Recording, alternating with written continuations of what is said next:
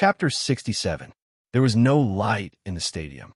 Feng Bujue and Xiao Tan took out their flashlights, and the two GMs each took out a pair of night vision goggles and put them on. Pan Xiong and Hua Xiong admitted that their equipment was preset. That included the weapons in their hands, the metallic boots on their feet, the armor that had not been revealed, and the night vision goggles that had just been revealed. In any case, the equipment that the GMs had was enough to deal with any scenario at their level. Their equipment had no prerequisites. They were extremely powerful and were bound to their players. All 6 of their masteries were Grade D, and since the success rate of activating a Grade D skill was only 60%, they did not equip any active skills. Instead, they were equipped with passive skills that increased their power. The 4 followed the anomaly's coordinates on the GM menu and came to a large basketball court in the middle of the stadium. There was still no light in there. They entered through the entrance from the auditorium. After they pushed open the door, the large darkness swallowed up the light from their flashlights. Feng Bujue and Xiao Tan's flashlights could not shine too far away, like the auditorium across from them. Pan Xiong and Hua Xiong's night vision goggles had the same effect. Places that were too far away also looked dark. In a place like this, monsters that were about the size of a human only needed to hide behind one of the rows of seats, and they could hide easily. I want to ask, is it useful to talk to them? Xiaotan asked softly. His hand that held the kitchen knife was shaking, and his palms were covered in sweat. Before the other 3 could answer him, they heard a sudden thud coming from behind them. The source of the sound was Professor Ashford's mutant. It had already leaped into the air, and its target was Xiao Tan. The scenario's boss was hiding in the back row of the auditorium above the entrance, and it was the blind spot of the 4. Be it its hiding spot or the way it attacked, this was not a choice that a normal monster would make. The anomaly knew the player's real-time coordinates, and Ashford himself could tell which entrance the players had come from based on their smell. Therefore, it would choose to hide in such a crucial spot and target the weakest player first. This was probably a selection mechanism that came with the scenario's boss. The attack came so suddenly, and a monster charged at them without making a sound. Other than the sound of it bouncing off the auditorium and the wind that it stirred up, there was no other sound. Even the GM did not notice it, much less a normal player like Wang Tanji. Thankfully, the place was quiet and empty. When the sound of the jump entered Xiao Tan's ears, it was much faster than Ashford's landing. He still had time to turn around before he vomited blood from the slap. Of course, he only had about a second to react. At that second, Xiao Tan did not have many choices. If he did nothing or did something wrong, it meant that his life points would drop drastically. Of course, he would not die because when he was setting off the bomb, Xiao Tan had already put on the black helmet that was inside his inventory. At least his head was protected by the helmet, so the situation of his head being torn apart by the claws would not happen. But be it the helmet or the body, after being attacked by a scenario boss like this, it was certain that he would lose 3/4 of his HP, and it was hard to tell whether he would be inflicted with dizzy or bleed status effects after that. With Xiao Tan's speed, it was impossible for him to dodge this attack. Even if he waited for Feng Bujue's Winchester to fire or for one of the GM's weapons to arrive, it would be too late. He could only rely on himself. At that moment, Wang Tanji's terror points dropped to 0. At that moment, his eyes changed, and he became like a main surgeon on the operating table, calm, determined, and focused. The mutant was like an anesthetized party lying on the operating table, unable to do anything about what was going to happen next. Some people who usually looked very gentle would show coldness and ferocity at critical moments. Wang Tanji's hand that held the knife became steady, precise, and powerful. In the dim environment, the blade drew an arc and touched the mutant's claws. The result of this collision was undoubtedly that the knife in Xiao Tan's hand would be knocked away, and his hand would be cut or broken. However, the transmission of force needed time, no matter how short that time was. When the blade touched the mutant's skin, before the force of impact could fully take effect, Xiao Tan's body disappeared in a blur. At the same time, he appeared about 10 meters away, unharmed. However, since the platform was slanted, he appeared in midair, and there was a height of 5 to 6 meters between him and his seat. After he landed, the fall and roll caused him to lose 27% of his life points. Even Feng Bujue was shocked. He did not expect Xiao Tan to be able to react so calmly in such a dangerous situation. Pan Feng and Hua Xiong were even more shocked, but they reacted quickly. The moment Xiao Tan disappeared, they charged forward. Before the mutant could regain its footing, their axes and spears landed on its body. Several seconds later, Hua Xiong realized what had happened. The kid used retreat slash, right? Huh. He could not help but laugh. Pan Feng added, I didn't realize it either. He only has that one skill, and it was given to him by his title. I'll deal with this, boss. You guys have other things to deal with, Feng Bujue suddenly said. With a bang, the Winchester rang out again. The direction that Feng Bujue was aiming at was where Pan Feng and Hua Xiong were standing. Just now, in the darkness, a silent shadow leaped from the big screen, hanging high in the middle of the basketball court. It seemed to glide in the air, flying a considerable distance and diving toward Pan Feng and Hua Xiong. If Ashford's ambush was sudden, then this attack was completely within Feng Bujue's expectations. His analysis of the anomaly's AI was accurate. Since it could set up such a trap, it had to have something else up its sleeve. The anomaly's target was not the players, but the GMs. The players posed little threat to it, but if either Pan Feng or Hua Xiong was killed, the anomaly's chance of winning would increase greatly. Therefore, whether the attack from a mutant was successful or not was not important. The most important thing was to attract the attention of the two GMs. When they were focused on dealing with the mutant, the anomaly would come from another direction and approach them in a way that was unexpected. The choice of environment, the location of the mutants, the direction they would stand after the attack. Everything was set up for this ambush. As long as the ambush was successful, even if the mutants were killed, it would not matter to the anomaly. This was because once the boss died, the two players would be forced to leave the scenario in at most 3 minutes. By then, the heavily injured Pan Feng and Hua Xiong would be in a very passive position. The anomaly only needed to use its speed advantage to drag out the battle. When the BW zombies outside broke through the blockade or found another entrance, the two GMs would be dead.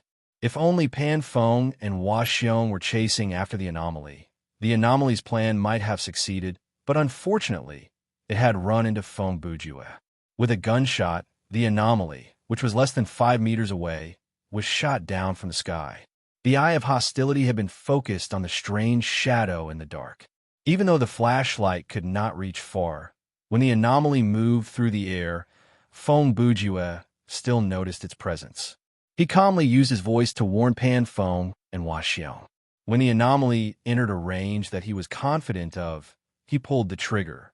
Even though the anomaly was light and agile, it did not have the ability to change its direction in midair. Since Feng Bujue had grasped the trajectory of its dive, it was heading straight for the enemy's gun barrel that was ready to fire. The Winchester's powerful impact made the anomaly look like it was on a swing when it hit the wall. Following the gunshot, it suddenly stopped sliding and plummeted downward. However, the monster was indeed strong. Even though it was covered in blood, it stubbornly used its hands to hold on to the railing at the edge of the platform. Feng Bujue spent 2 seconds to remove the shell, reload, aim, and fire again. The monster's hands that were holding on to the railing were destroyed. Stop wasting time. The anomaly is your main target. Leave the mutant to me. Feng Bujue calmly continued to reload as he reminded them. The two GMs finally understood the situation. Hua Xiong, who was faster, put away the gun in his hand, turned around, and jumped. With one hand on the railing, he jumped down from the platform and launched himself at the anomaly. It was very dark at the bottom of the platform, but Hua Xiong had night vision goggles, so it did not affect his fighting efficiency. However, Xiao Tan, who was on the same floor, could not see the battle. He could only see sparks flying in the darkness and the sound of metal clashing. The anomaly had probably revealed its claws. You stay here and fight it. It's not convenient for me to fire, Feng Bujue told Pan Feng. Like I said, I can handle the mutant alone. Of course, even if you can deal with it, I've already attracted its aggro. If I go down, it will follow me. Pan Feng replied as she fought. That's easy. Feng Bujue suddenly put away the gun in his hand, took out his wrench, and charged forward like he had a death wish. Feng Bujue got close to the mutant and stood between Pan Feng and the boss. He did not even use his weapon and used his leg to trip the monster. Pan Feng thought that Feng Bujue had finally lost his mind, but the next second, the mutant groaned in pain and then tripped on the ground in a very strange posture. Chapter 68. Professor Ashford's mutant was still humanoid. Half of his face was like that of a zombie, and it was already rotting. His eyes bulged like they were filled with air, and the eyeballs looked like they would explode at any moment. The hairstyle on his head was similar to Einstein's. His upper body had the appearance of a werewolf, with a mane of hair and claws for palms. His back was unique, with serrated bone spikes poking out from his elbows, heels, and spine. Other than that, he had the characteristics of a vampire. His skin was pale, and he had the trademark sharp teeth in his mouth. In Feng Bujue's eyes, the appearance of this boss represented three things: head, fear of garlic, and trippable. At that moment, Feng Bujue used a skill that could only be used 3 times, Child's Lower Whip Kick.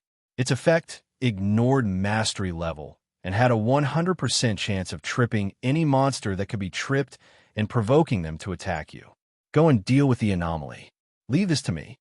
Before the mutant could stand up, Feng Bujue picked up the wrench and slammed it repeatedly on the back of his head. The loud banging and the spray of blood showed how ruthless he was. After all, he had been injected with the vaccine, so he was not afraid of blood splashing into his mouth. Seeing this, for some reason, Pan Feng had a feeling that he would be able to deal with this without his help. Okay, after we deal with the anomaly, we'll come to help you, he said, and jumped down from the platform. Since the effect of brain concussion had been triggered twice, the monster was knocked down by Feng Bujue for about 10 seconds before it stood up. It had lost a lot of life points. There was one time when it stood up, but due to the stun effect, it fell back down. When a mutant successfully stood up, Feng Bujue turned to run, and naturally, the boss gave chase. At that moment, unless someone used that shameless skill to trip it again, it would not change its target. Xiao Tan, come and help me, Feng Bujue shouted as he ran around the platform. His voice echoed in the empty stadium. By then, Wang Tanji had recovered from the pain from the fall. He nodded and found the closest flight of stairs to him. He ran up the stairs. Feng Bujue led the mutant all the way. His route was very simple, which was to run along the edge of the more spacious upper layer of the stands. He didn't want to compete with the mutant, which could even climb the vertical wall, in terms of speed. When Xiao Tan came up the stairs, Feng Bujue was running from his left. Both of them were holding flashlights, so they knew each other's position. When Feng Bujue saw it approaching, he shouted, "Use the bat to trip it." Got it. Xiao Tan stood on the lower flight of stairs. He took out his baseball bat, looked to the left, and made a swinging motion. After Feng Bujue ran past him from the right, Xiao Tan swung the bat with all his might, and it was aimed at the mutant's calf. With a bang, Xiao Tan felt both of his arms go numb. After the bat hit its target, it flew out of his hands, and he had no idea where it landed. The strength of the mutant's physique was really amazing. The straight bone under the knee collided with the bat, making such a sound, and its leg bones did not break. Of course, Feng Bujue already knew that its bones were hard, or else after being hit so many times with the wrench, its skull would have cracked already. Furthermore, the fact that the monster had used its elbow to ram into the windshield at a Lermu building proved that. The problem was, even if its leg bone was not broken, the mutant was still tripped. After Feng Bujue ran past Xiao Tan, he purposely slowed down and prepared to turn back. When he heard the sound, he turned around and shone his flashlight, and he saw the mutant sliding toward him with its face facing the ground. Use a knife to cut its Achilles tendon, Feng Bujue shouted as he took out the Winchester. He pointed it at the monster's head and fired. Xiao Tan ran to catch up to it. He took out the kitchen knife and sliced at the back of the monster's leg. Then he started to rub it like he was sawing a log. The mutant's head was smashed, and the brain matter spilled all over the ground. However, the monster did not stop moving. It still tried to crawl up to attack. Is this the dying stage? Feng Bujue's face was covered in blood, but he did not look nervous at all. He took a few steps back and told Xiao Tan, "Don't get any closer. It will die after a while." The headless mutant destroyed everything around it. The chairs and cement around it were easily shattered, but since one of its Achilles tendons was broken, it was unable to move. It posed no threat to Feng Bujue and Wang Tanji, who had retreated a distance away. "We're almost done here. How are things over there?" Feng Bujue shouted toward the area where the sound of fighting came from. He shone his flashlight down there. Where the light shone, Pan Xiong and Hua Xiong could be seen attacking the anomaly. The latter used the steel claws that extended from its fingers to fight them, but it did not seem to be at a disadvantage. Feng Bujue gasped, "F***CK. That's enough. This is a level 3 anomaly, isn't it?" Feng Bujue shouted. "Why are you still asking?" Hua Xiong replied with displeasure. The two GMs were also in a tight spot. When Hua Xiong jumped down to exchange a few blows with the anomaly, he had realized that something was wrong. The hand that was shot off by Feng Bujue had quickly recovered and regenerated into steel claws. The gunshot wounds on its body had also recovered. Combined with its impressive close-quarter combat ability, it was obvious that this was not the power of a level 4 anomaly. After Pan Feng joined the battle, Hua Xiong finally had the energy to glance at the game menu that was unique to the administrator. He realized that his opponent was indeed a level 3 anomaly. Feng Bujue also noticed the self-healing hand. He ordered from the platform, "Decapitate it. How long are we going to fight like this?" "Of course. I'm not going to decapitate it. Why don't you give it a try?" Pan Feng roared. That was not their fault. Even though the anomaly was small in size, its strength was no weaker than Ashford's mutant. Its speed and reflexes were as fast as the two GMs. Its weapon was an extension of its hand, so it was more suitable for close-quarter combat than the two GMs who used polearms. Furthermore, its self-healing ability gave it a lot of leeway during combat. Even the slightest injury was within an acceptable range. If this continued, if the two GMs were unable to win, their life points and stamina points would be depleted. Even if they could afford that, there would be other problems. Current quest completed. All main quests have been completed. You have completed the scenario. Automatic teleportation in 180 seconds. The two system announcements meant that the mutant struggle had ended, and it had completely stopped moving. This also meant that Feng Bujue and Wang Tanji could only stay in the scenario for another 3 minutes. At the same time, at the entrance of the platform, pairs of red eyes appeared from the darkness. Following the wailing of BW zombies, it announced that a large group of monsters was coming. Chapter 69. Xiao Tan, how about you teleport first? It's going to be very dangerous, Feng Bujue said. You said something like that, because you don't want me to leave? Wang Tanji said, how embarrassing would it be for me to teleport after hearing that? Huh. Feng Bujue chuckled. He took out the Winchester and tossed it to Wang Tanji as well as a box of bullets. Xiao Tan had mastered the gun mastery at the gun shop, so he had no problem using it. Hey, generals! Feng Bujue yelled as he walked toward the BW zombies. At most, I'll help you by 3 more minutes. If you still can't deal with X-23 in 3 minutes, then you're on your own. Then, he hung 2 more strings of garlic and chewed on 2 cloves. With the wrench in one hand and the kitchen knife in the other, he stood in the path of the BW zombies. Xiao Tan also took out the garlic that he had prepared in his inventory and chewed on it. He held the Winchester and stood on the other side, forming a triangle with Feng Bujue. They guarded the path together, protecting the level where Pan Feng and Hua Xiong were from the monsters. We've been helped so much by the players. If we let the anomaly escape in the end, then it'll be too embarrassing, Pan Feng said to Hua Xiong during the battle. The situation is already bad enough, Hua Xiong added. Hua Xiong continued. After the mutants escaped from the Alermu building, things inevitably developed in this direction. The current situation is not bad. The key is that we underestimated this anomaly, Pan Feng added. By the way, what is X-23? Who knows? It's a robot's serial number, Hua Xiong said. Isn't it rude for you to discuss a lady like that? The anomaly suddenly said. Pan Feng and Hua Xiong were shocked. They had not met or heard of an anomaly with the ability to speak. In Thriller Paradise, monsters would only speak when required by the plot or during battle. The dialogue was arranged by the system and matched the character's setting. The Level 4 anomalies, on the other hand, were mostly silent. The way they interacted with the monsters was also unknown.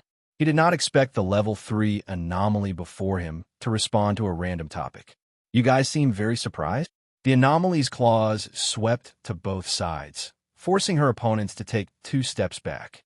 Then, she leaped into the air and somersaulted 5 to 6 meters away, creating some distance between herself and the two.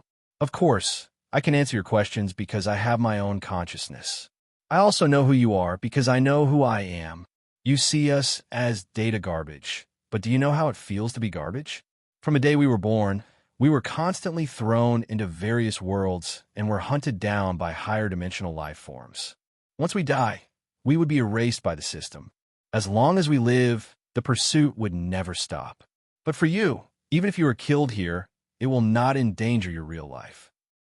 The two of you and the two over there are just projections of higher dimensional life forms before me, and they are projections that have been strengthened. This kind of unfair killing is the entirety of my life. My birth was a mistake, and disappearing is the only way for me to return. But as a set of data, I have an unstoppable resistance, an unstoppable instinct to fight for survival and evolution. I do not have a choice, but you do. But you will not let me go, will you? For you, giving up is the same as failure. It is just leaving this world voluntarily or passively. This AI sure talked a lot, Pan Feng said. Is she trying to buy time? That is highly possible, Hua Xiong replied. We have to hurry. Even if those two can hold on for 3 minutes, they will be teleported away. They were not affected by the anomaly's words. In fact, they did not have the heart to listen to what the anomaly had to say. Humph! Playing the lute to a cow. The anomaly scoffed. On her face, there was a kind of determination that came from despair. Do you want to see what X-23 looks like? The steel claws on her hands changed instantly. She pulled back several of them, leaving only 2 steel blades on each hand. At the same time, a steel blade also popped out from between her bare feet. What's going on? Pan Feng and Hua Xiong were shocked by the change before their eyes. Could the anomaly be able to increase her power before the scenario ended? Before they could figure out what was going on, the anomaly charged at them again. This time, her attack method was even more varied. Other than the steel claws on her hands, her long legs were strangely dangerous. When she was upside down, she did a split, and the steel blades at her feet danced in the air. Her attack range was no less than that of a polearm. The two of them not only failed to find a way to end the battle quickly, but they were also slowly being pushed back. Feng Bujue heard the conversation between the anomaly and them, and he paid close attention to the situation, but he did not have the time to leave. At that moment, the pressure on him was even greater than when he was stuck in the elevator alone. He had been bitten and scratched several times, and he was now in a bleeding state. His life points were dropping rapidly, and it was already below 50%. Feng Bujue, who was in a frenzy, looked more like a monster than a monster. He waved the 2 short weapons in his hands and fought the BW zombies that were as strong and as fast as he was. His body was bathed in blood. The effect of the garlic was still there, but it was almost negligible. The thick smell of blood covered everything, and the smell of garlic could only slow down the monsters when they were close to Feng Bujue. Shadow was also not doing so well. Even though he used the Winchester to block the first few monsters, there were more that came from behind, and he could only retreat. Even so, he was still surrounded, and he had to take out the kitchen knife to use retreat slash for the second time. Even though the title skill was useful, it drained 30% of his maximum stamina points each time. In other words, even if his stamina points were full, he could only use it 3 times in a short amount of time. Furthermore, when Xiao Tan entered the basketball court, his stamina points were not full. After using it twice, his stamina points were extremely low, and the feeling of exhaustion started to affect his movement. At that moment, Feng Bujue was facing more than 70% of the monster's attack alone, and Xiao Tan had only lured 30% away. Furthermore, from the various corners, there were still monsters pouring in. Inside the dark basketball court, screams, gunshots, the sound of meat being chopped, and the sound of gnawing were mixed together. Feng Bujue and Wang Tanji's flashlights had fallen to the ground, crushed by the monster's stomps. At a time like this, they did not need any light anymore. They could fight with the red eyes in the dark, and even if they attacked randomly, they would not miss. The number of eyes was too many, and they were announcing a deep despair. By then, it had only been 70 seconds since the death of Professor Ashford's mutant. Unknowingly, under the influence of countless zombie movies, people gradually believed that the zombie-infested setting of Resident Evil was a relatively simple horror world. In fact, among all the possible apocalypses that could befall Earth, this was probably the most difficult one. For normal people, there was no simple horror world. Any kind of small danger could be fatal, much less this kind of monster siege. 2 system notifications popped up almost at the same time, announcing something unexpected but reasonable. Team member, Peerless General Pan Feng has died. Team member, Thousand Slayer Hua Xiong has died. Teleport. Feng Bujue screamed at the top of his lungs.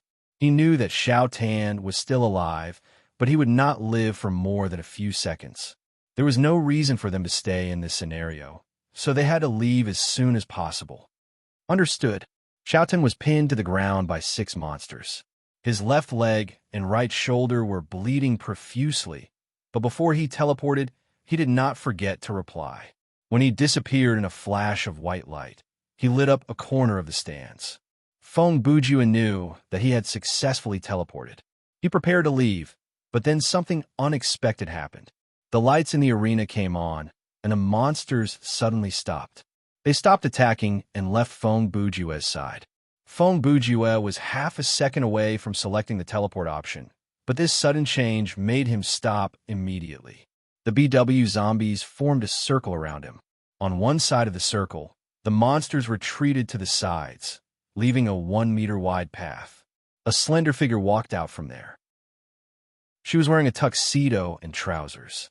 Her feet were bare, and her body was stained with blood. Her sleeves, ribs, and pants had tears on them, but through these tears, one could only see a few patches of white skin. The wounds had already healed. She walked to Feng Bujue and reached out her hand with kindness. Her palm was facing up like she was trying to help him up. Feng Bujue accepted her kindness. He grabbed her hand and stood up shakily.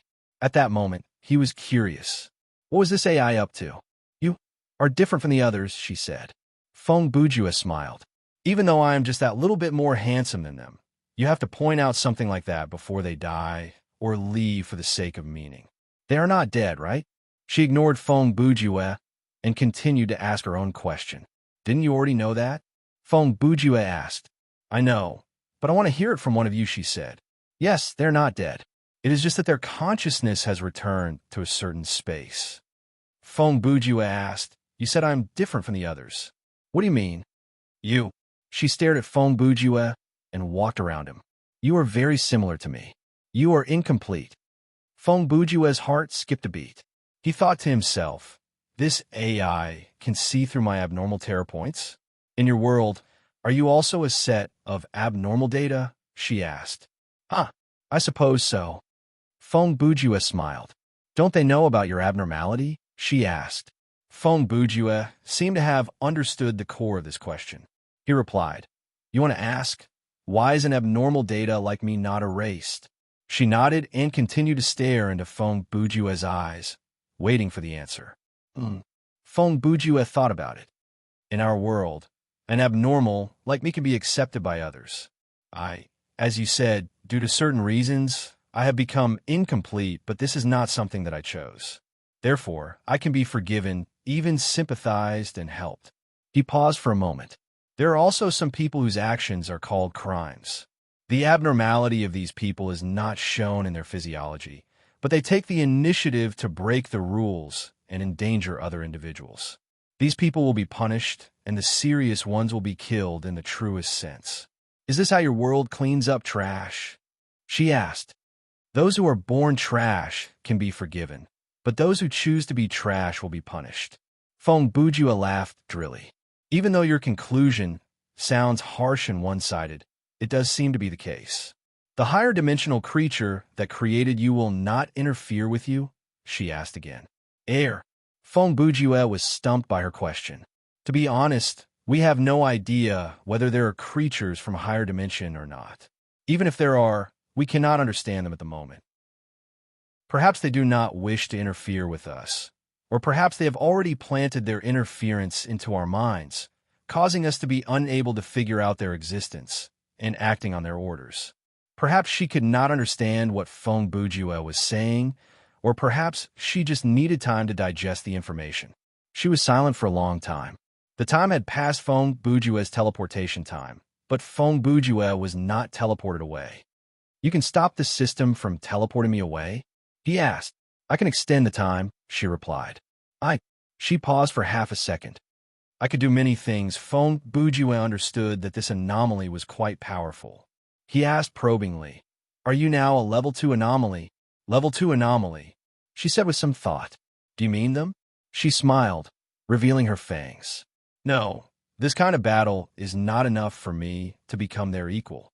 When Feng Bujua heard that, he confirmed that the information that Pan Feng and Hua Xiong had was not complete. It looked like there was a big problem with this dream company. I'm glad, she said. You are willing to listen to me and answer my questions, even though you participated in the operation to hunt me down. Thank you for your generosity. As the saying goes, that was then, and this is now. I am definitely a friendly person. No, I have already betrayed the humans. Feng Bujua thought that the man had already forgotten about the fact that he was being hunted down, but now that the man brought it up again, he was really worried that he would be trapped there and unable to log off. Can I use the name you gave me? She suddenly asked. X-23? Feng Bujua was startled. You don't have a name? Of course not, she replied. I won't use this name for long. I will die. She said that in a flat tone, but made one feel bitter and helpless.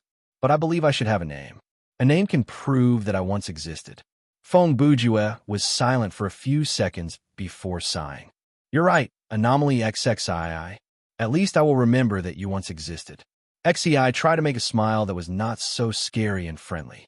Let's end our conversation here. I don't think we will meet again. Perhaps when you log into the game next time, I'll have been wiped out. She paused. So, farewell, my friend from another dimension. Feng Bujua. Chapter 70. When 23 bade farewell to Feng Bujua, he was teleported away. However, there was a question that was deeply implanted in Feng Bujua's mind. He could not help but wonder, as a set of data that was born with self-consciousness and a certain level of intelligence, should the anomalies be treated as a form of higher life form and be given a certain level of respect, or at least they should not be hunted down because of their existence? The answer to this question could not be solved through reasoning. Not everything in the world could be separated into right and wrong, should and should not. Therefore, there were certain things that had no answer, only results. Feng Bujua was just a normal person. He did not have the power to deal with something like that. The only thing he could do was think. You have reached level 13. Maximum stamina points has increased. Current stamina points, 1300, 1300. The system announcement pulled him back from his thoughts. Brother Jew, are you all right? How come it took you so long to exit the scenario? Wang Tanji's voice came from the communicator. Don't worry, I'm not dead, Feng Bujua said. Haven't I reached level 13 already? Wang Tanji said, I'm only level 12 with around 2000 EXP, and I've played one more scenario than you. So, this is the difference in skill points. Actually, the difference in skill points is not that big. Even if I've gained 300 or even 400 skill points from the few team survival modes, it's only a difference of 3000 to 4000 EXP. The main reason is that the hidden mission reward for my last scenario is also EXP. Other than that, I've also gained 40% of my current EXP from 1 Terra rating, Feng Bujua explained. Hey, Brother Jew, if you keep playing solo survival mode and keep gaining that 40% EXP, won't you level up super fast? You might even be the first player to max out in the server. Wang Tanji said, I've considered that before. If I put my mind to it, I should be able to succeed, but after all, I'm a bit of a cheat when I play this game. Being the first player to max level would make me the target of everyone's ire. Besides, there's no special reward for being the first to reach max level. For a non-professional player like me who doesn't want to be famous, it'll bring me a lot of trouble, Feng Bujue replied. Wang Tanji said, the cap of the closed beta is only level 20, so it might be a coincidence. But in the open beta, there'll be level 50 and accounts will be open for registration. Maybe the first player to max out will get some heaven-defying prize? Feng Bujue smiled and said, there isn't much of a difference. This pattern won't change during the open beta. The gaming company knew very well that the players who were far ahead in terms of levels were the result of the operations of the studio's team. Normal players couldn't participate in this competition at all. After all, the available resources were different. In terms of game time alone, casual players couldn't compare to professional players. That's why Fearless Brave was the first to reach level 20 in the closed beta. Other than an announcement on the forum, he didn't receive any substantial rewards from the officials. Later on, reality proved that Feng Bujue's guess was right. The Dream Company didn't give any substantial rewards to the first player to max level. Of course, that player in his studio got what they wanted, which was attention. In fact, in online games these days, as long as it was a game with strong technical skills and playability, the upper level was basically occupied by the studio. It was only until the game was in decline, after a few years of operation, that the studio withdrew. Then, some individual or casual players could appear. Of course, by then, there might not be many people playing it. Next was to close the registration, merge the servers, and finally shut down the servers. As for some of the more brainless games, the overall structure was more clear. It was a competition of who had more money. Other than using scantily clad female characters to sell their bodies and some vulgar advertising, the only noteworthy thing was the game's graphics. The gameplay itself wasn't worth mentioning. In such games, the studio was at the bottom level. They played the role of working for the rich and did some almost brainless repetitive assembly line operations. It was a bit like using human cheats. The lifespan of such games was often shorter. Generally speaking, players who didn't spend money couldn't continue playing in the early and middle stages. A few people persisted until the later stages and were defeated. Due to the lack of content in the game itself, players who spent money would gradually become bored and tired of it. In the end, they would choose to leave. Online games like this were endless in 2055. They were like consumables. First-rate advertising, third-rate games, and mediocre operators. However, such products were eventually recognized by the market. That was because there was nothing wrong with consumables. People needed such consumables. The players who didn't want to spend money wanted something new, while the players who spent money could enjoy the game better. The operators only wanted to make a profit and leave. They didn't plan to make a profit in the long run. The blue-collar and rookie players in studio could also rely on the business of leveling and farming to survive. Everyone took what they needed. At most, after half a year, new consumables would be added. That's good. If you level too fast, no one will be able to help me level up. Xiao Tan replied. By the way, Brother Jew, the Winchester is still with me. I'll pass it to you when I'm done with the next scenario. Actually, Xiao Tan had picked up 2 pistols from a gun shop and kept them in his inventory.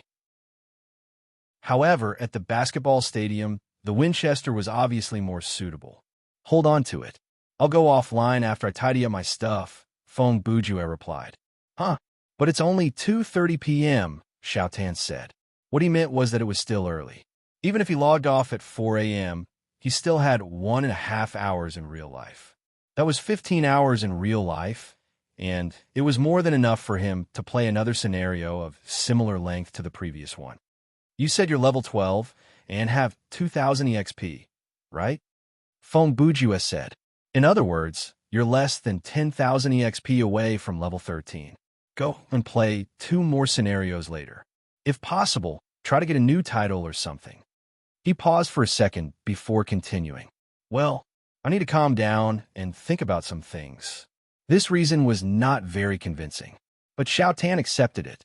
He knew Feng Bujue's personality. He would say what he wanted to say without holding anything back, and he would keep the words that he did not want to say to himself, so there was no point in pressing him. Okay, then I will leave the team. Okay, bye. Feng Bujue bade him farewell. Xiao Tan nodded and left the team. When Feng Bujue opened his friend list of the 4 names, 3 of them were offline. They were Long Aomin, Passing Rain, and Laughing Soul. Wang Tanji's name soon changed from free to in-game. He went to check the players who had played with him lately tab. Other than a few good friends, there were Invincible Champion, a Tobi-sama, and a hard-to-choose name.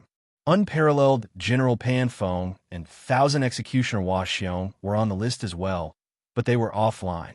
Feng Bujue suspected that this was some kind of invisibility trick, but he did not send an email to confirm it. Even if he did, there would probably be no reply, and accepting a friend request was out of the question. Feng Bujue was unsettled by the incident with 23, and he temporarily lost the mood to play the game. He was not in a hurry to claim the reward, and he did not do anything to prepare himself. Instead, he opened the game menu and chose to log off. After going offline in sleeping mode, the system had an additional notification for players who did not want to sleep. Do you wish to be woken up? Chapter 71. Feng Bujue opened his eyes, and the first thing he saw was the weak and soft light inside the gaming hub.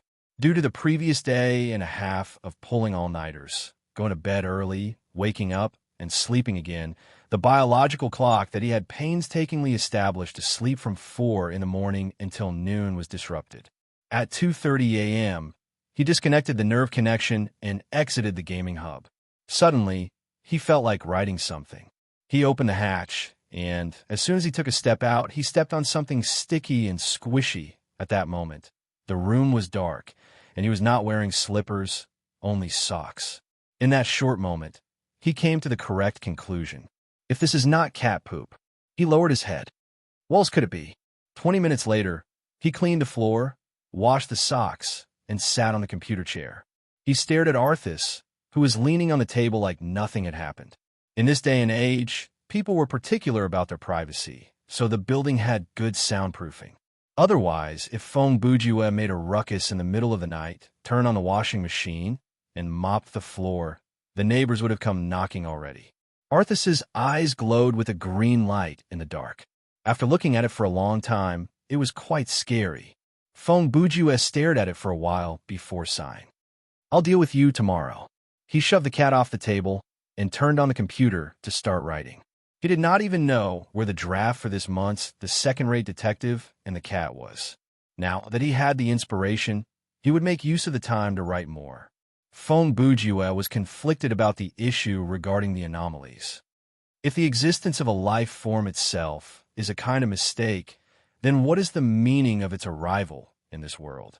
This question was stuck in his heart. When he could not get an answer, he would add the question into his work. It was not that he wanted the readers to answer him. He knew that some things had no answer. He just wanted more people to think about it. To put it simply, Feng Bujue's action was when he could not resolve his own dilemma, he would turn one person's dilemma into the dilemma of a group of people, and in the end, everyone was in a dilemma. This was a high level of harming others without benefiting oneself. Of course, Feng Bujue would not write down his own experience and the setting of the game directly. He had to come up with a new plot to present the story of the anomaly in a different light, to turn it into a story in The Second-Rate Detective and the Cat. When he was focused on something, time always passed very fast. When he pulled himself away from the story, the sun was already up and the draft for this month was settled. In these 5 to 6 hours, Feng Bujue naturally could not finish the draft. He was merely building a framework, and this was the most mentally taxing step. After completing this step, the rest was much simpler. He filled in the framework, and it would become a draft. Then he would edit it, and if everything went smoothly, the draft would be finished. With regards to proofreading, he could leave it to the editor. However, Feng Bujue's drafts normally did not require any proofreading. He was someone who paid more attention to quality and details. It was a Sunday, and the weather was not bad. Based on Feng Bujue's understanding, every Sunday, Wang Tanji would go to the kindergarten to help out as a social worker. In Feng Bujue's own words, he would spend half the day playing with people his own age. Feng Bujue's attitude towards public welfare activities was relatively indifferent. Compared to a good youth like Xiao Tan, if he were to participate in such activities, to put mildly, it would be a bit out of place. To put it bluntly, it would scare the children to tears or lead them astray. Speaking of Feng Bujue, all the policemen in the local police station knew him. Brother Bujue was a legendary figure. Things like a missing body in the hospital morgue, whose dog gave birth to a cat, whose child could suddenly use his mind to explode light bulbs, crop circles, meteorite fragments, and so on. If someone were to seriously report a similar situation, looking for Feng Bujue would not be wrong. Anyway, this matter was either done by him, or it was related to him. If it was not related to him, asking him to be a consultant was fine. Feng Bujue himself did not think that this was a bad thing. People like him who did not like to ask for help were often very willing to help others. Rather than saying that he wanted to help others, it was better to say that he enjoyed the feeling of being needed. Simply put, he liked it when others came to ask him for help. And this mentality of his had nothing to do with a sense of social mission. It was completely driven by interest. In any case, this Sunday would be another leisurely day for Feng Bujue. He had only slept for 2.5 hours the previous night, and that was in the game, which felt like a dream. After that, he woke up to write until dawn, so he was quite tired. With a yawn, he crawled back into bed and slept like a log. When he woke up, he looked at the clock. It was exactly 12 o'clock in the afternoon. This time, Feng Bujue was alert. He first looked at the bed to see if there were any new mines that Arthas had buried. Fortunately, there were none. However, when he came to the living room, he saw a lump. As a person who had experience in raising cats, he naturally had a way. First, he pulled Arthas to the side of its masterpiece, pinched the cat's face with both hands, and ravaged it. Then, he picked up the lump with a tissue and put it in the sand table. Next, he pulled Arthas to the sand table and patted its head to let it recognize the place. When Feng Bujue was young, he had tried to use this method to train pets to use the toilet, but it ended in failure. It turned out that the toilet was not designed for cats. If they were not careful, they would fall down, and what would happen next would be unimaginable. After he finished cleaning up the mess, he went to cook some noodles for himself. After buying breakfast yesterday, he did not even have any change left. Feng Bujue was now truly penniless. Thankfully, he had freeloaded 2 meals from Master Bao and Xiao Tan earlier, so he had some food in his stomach. For the next 9 days, until the middle of the month when he received his royalties, if there were no freeloading opportunities, he would have to strictly follow the quota that he had calculated beforehand and have plain noodles every day. Meow. Arthas looked at Feng Bujue, who was cooking. It seemed to think that the man was cooking something good and wanted to share some of the glory. Feng Bujue lowered his head to glance at it. Your cat food tastes better than this. Arthas seemed to understand. It turned and left the kitchen. It collapsed on the sofa and dozed off. 10 minutes later, Feng Bujue carried his homemade Yangchun noodles to the computer. He opened the monitor and logged into Thriller Paradise's gaming forum. He had no idea when it started, but he had a habit of looking at something or chatting with others when he was eating. Otherwise, it would feel like he was wasting his life. He had just sucked the noodles into his mouth when his eyes moved to the screen. The sentence at the top of the forum almost made him spit out the noodles. Because the number of max players has exceeded 10% of the closed beta players, the server has been shut down.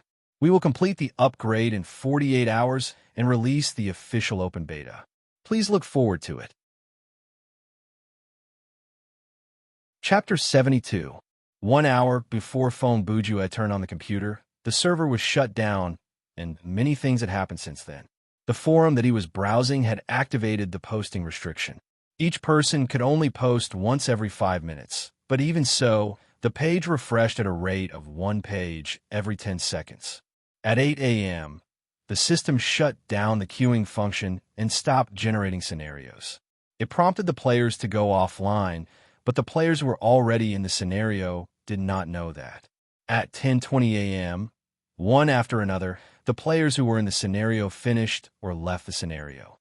For the past 2 hours, the notice to go offline was displayed on all the login lobby screens.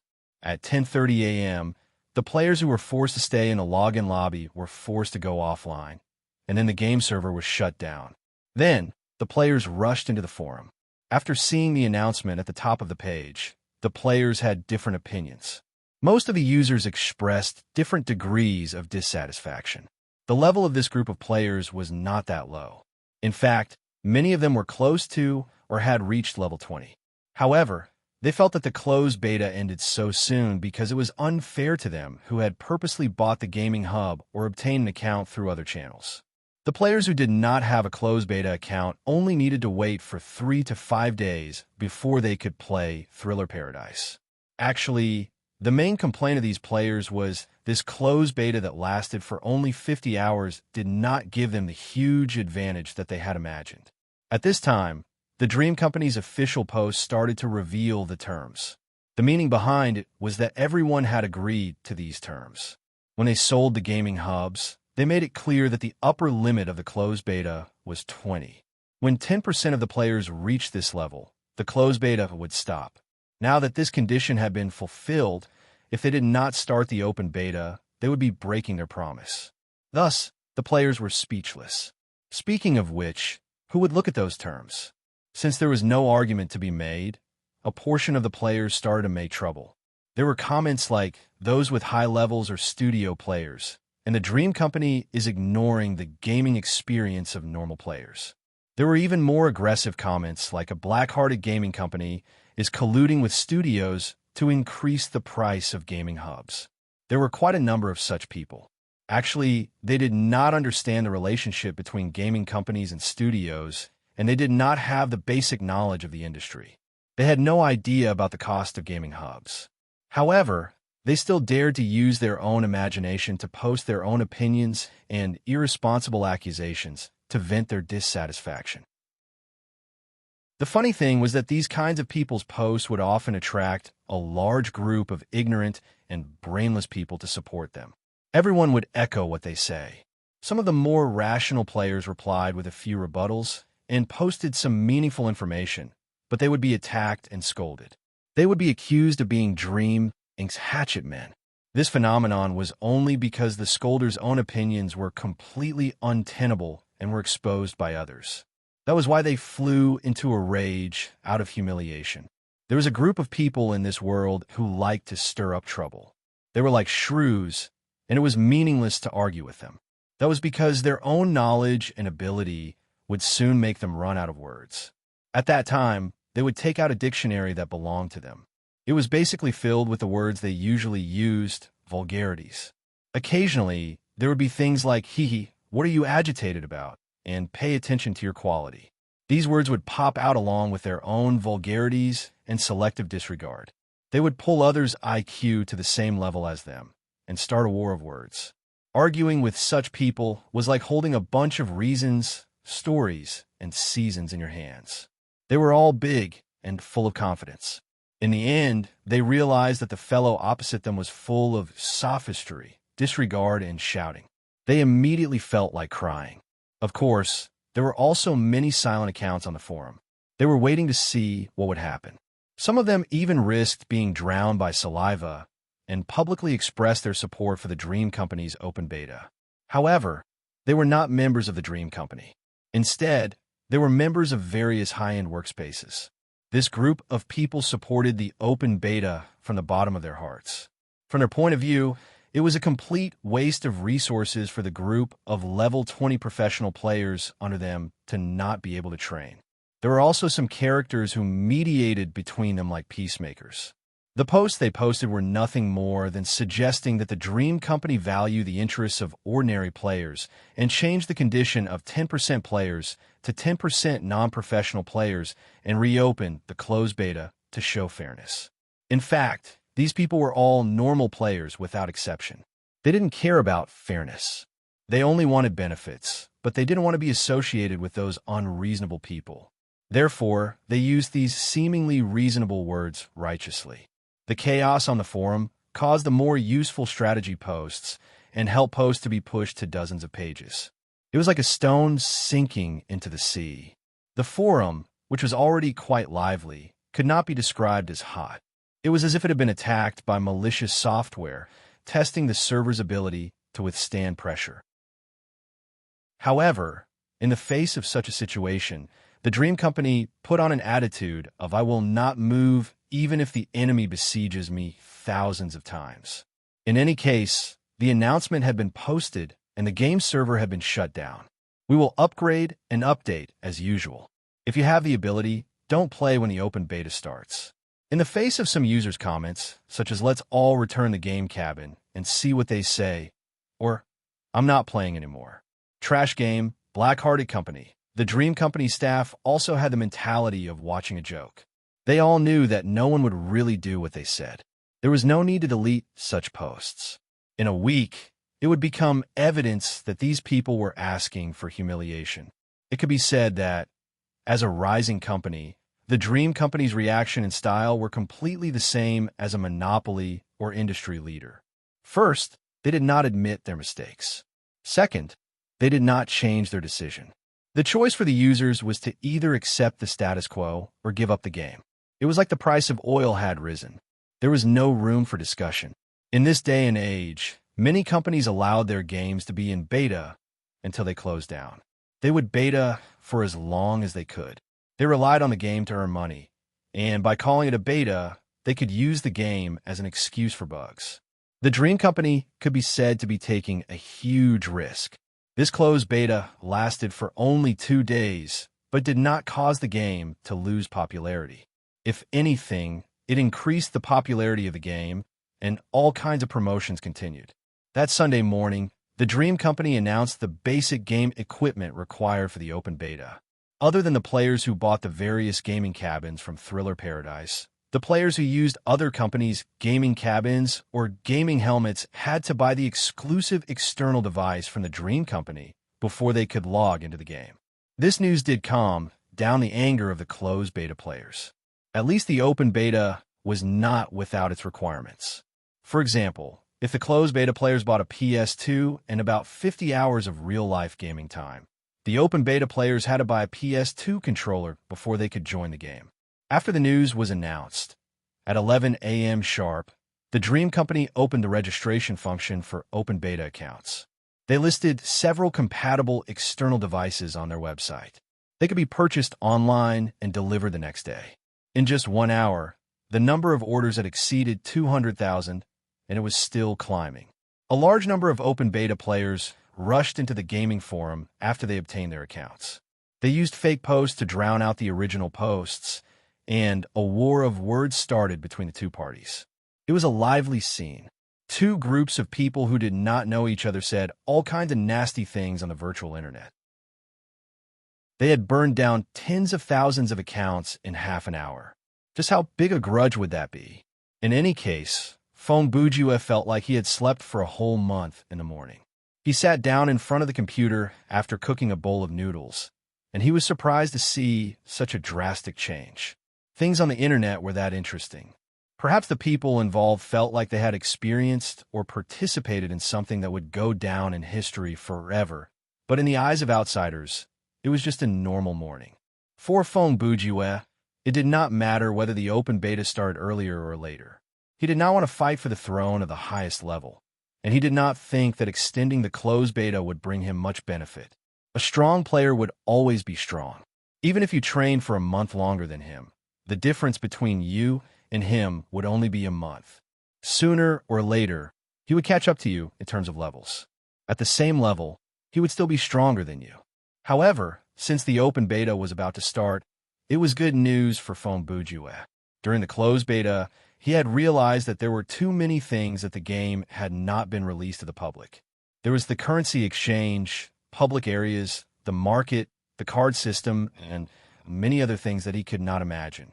Now, in at most 48 hours, the whole of Thriller Paradise would be revealed before his eyes.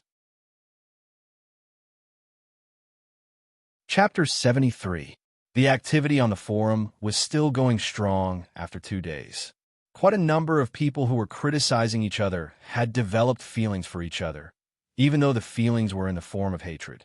What kind of person would easily form a grudge that would grow into a long-term grudge? A narrow-minded person, of course. Therefore, before the open beta even started, there were already quite a number of small characters challenging each other on the forum. They were prepared to fight to the death in the killing game mode. Of course, the prerequisite was that they had to reach level 15 to be able to enter the mode. Both parties had to think that they had the confidence to win before the battle would begin. Villains were most afraid of losing phase because they were not good-looking on the inside. If they lost, they were afraid of losing face, but if they won, they would not leave any face for the other party. If they did not lose easily, they would come up with all kinds of excuses like, you have played the game longer than me, your level is higher than mine, your equipment is better than mine, and the two most obvious reasons, I don't feel it, and no explanation. It was easy to win against a gentleman, but to win against a small character, one had to be able to take down a Gundam with their bare hands and find dozens of witnesses to testify.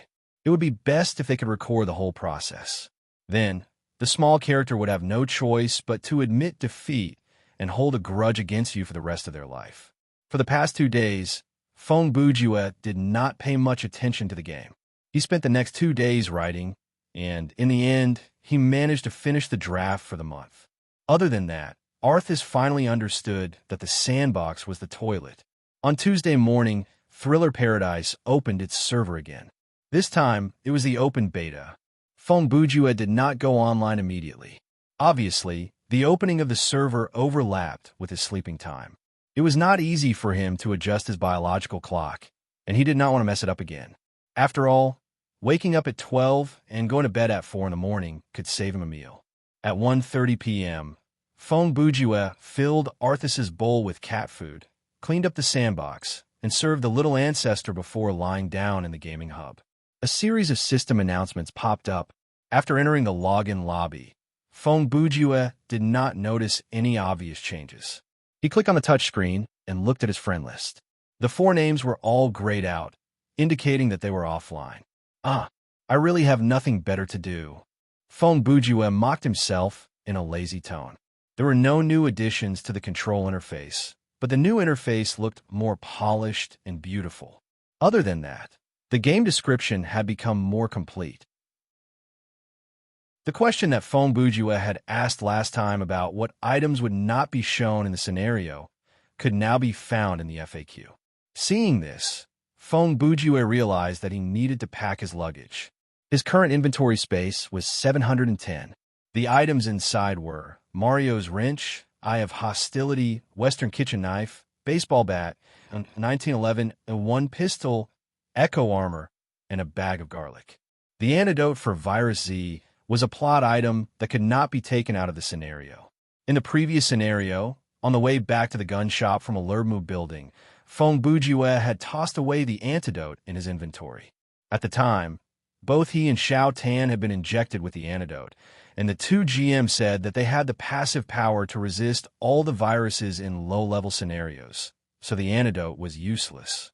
His flashlight had been destroyed when he was surrounded by the zombies at the basketball stadium.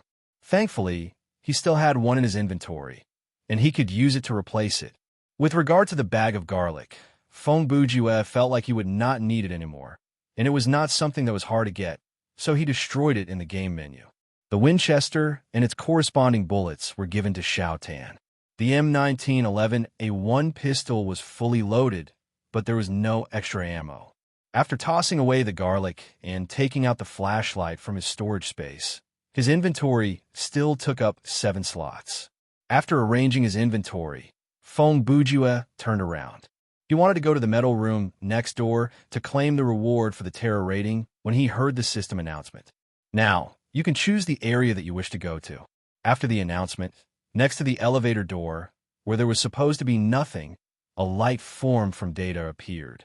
It drew out a rectangular control area, and after the image materialized, 5 fist-sized buttons appeared.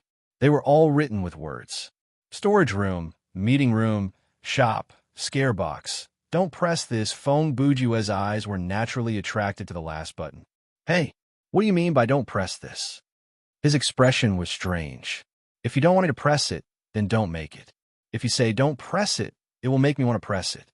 After hesitating for a few seconds, he couldn't take it anymore. He reached out and pressed the button. The light on the button lit up for a second when he pressed it, and then nothing happened. Feng Bujue waited for 30 seconds. He looked around, but there was still nothing out of the ordinary. He could not help but say, "What is this, some kind of joke? He. So I did press it." A very creepy laugh accompanied the words, and it suddenly came from behind Feng Bujue. He turned to look and saw that at the corner, several steps away from him, where there was no one earlier, there was a person standing there. It was a Caucasian man who looked to be in his 20s. He was wearing a black suit, and his body was thin. His skin was pale, and his hair was short. He wore a pair of glasses, and the lenses were covered with a layer of white light. It had to be said that even though he looked creepy, objectively speaking, the man was very handsome. "Hey, brother, how did you get in here?" Feng Bujue asked. The man snapped his fingers, and the button that said "Don't press this" dissolved into data and disappeared. "Isn't it just moving inside a game space? It's very simple, ha ha ha." He seemed to like the sinister laughter that came out of his throat like this. His laughter was incomparably wretched. "You're an NPC? A manager?" Feng Bujue was confused. "Wait a minute. You can't be an NPC. I'm not in the scenario." He paused. After the open beta, will everyone's login lobby be equipped with an AI that's similar to an assistant? That can't be right. Shouldn't that kind of NPC be a sexy woman with a sexy body and wearing revealing clothes? "You're overthinking it." The man laughed. He. "Just treat me as a manager, but I'm afraid you won't be able to get any information about me from the officials. They might tell you that there is no such person." When Feng Bujue heard that, his expression shifted, and he asked in a serious tone, "You're an anomaly?" "Ha!" The man laughed and shook his head. "He. Anomaly? They are at least 2 dimensions lower than me." He pushed on his glasses and continued. "You can call me Woody, Wody. Wait a minute." Feng Bujue interrupted. "Who are you? Why are you looking for me? Is that button one of your pranks?" That button is just a harmless prank," Woody replied. "I'm here because I have some questions for you. Let me get this straight. Are you here to ask me on behalf of the Dream Company, or is it just a personal hobby?" Feng Bujue felt like there was something strange about the man before him. Since this guy was able to appear in his login lobby and make adjustments to his environment, there was an 80% chance that he was one of Dream Inc.'s administrators. However, what he said was very problematic. What did he mean by "just pretend that I'm the administrator and they are at least 2 dimensions lower than me"? How did he manage to calculate that? "I come from hell, and due to my work, I have some questions to ask you." Woody's glasses were still glowing, so it was hard to see his expression. "You bunch of managers are all in the late stages of Chinibyu." Feng Bujue was instantly reminded of Pan Feng and Waxiong. "As someone with a mental illness, why would you talk to me about Chinibyu?" Woody replied. Feng Bujue thought, "I knew it. The game company already knows about this." That makes sense. No matter what, all the scenarios so far have all been cleared with 0 terror points. That should have been listed as abnormal by the system a long time ago. Then, this man's job is to deal with players who are suspected of cheating.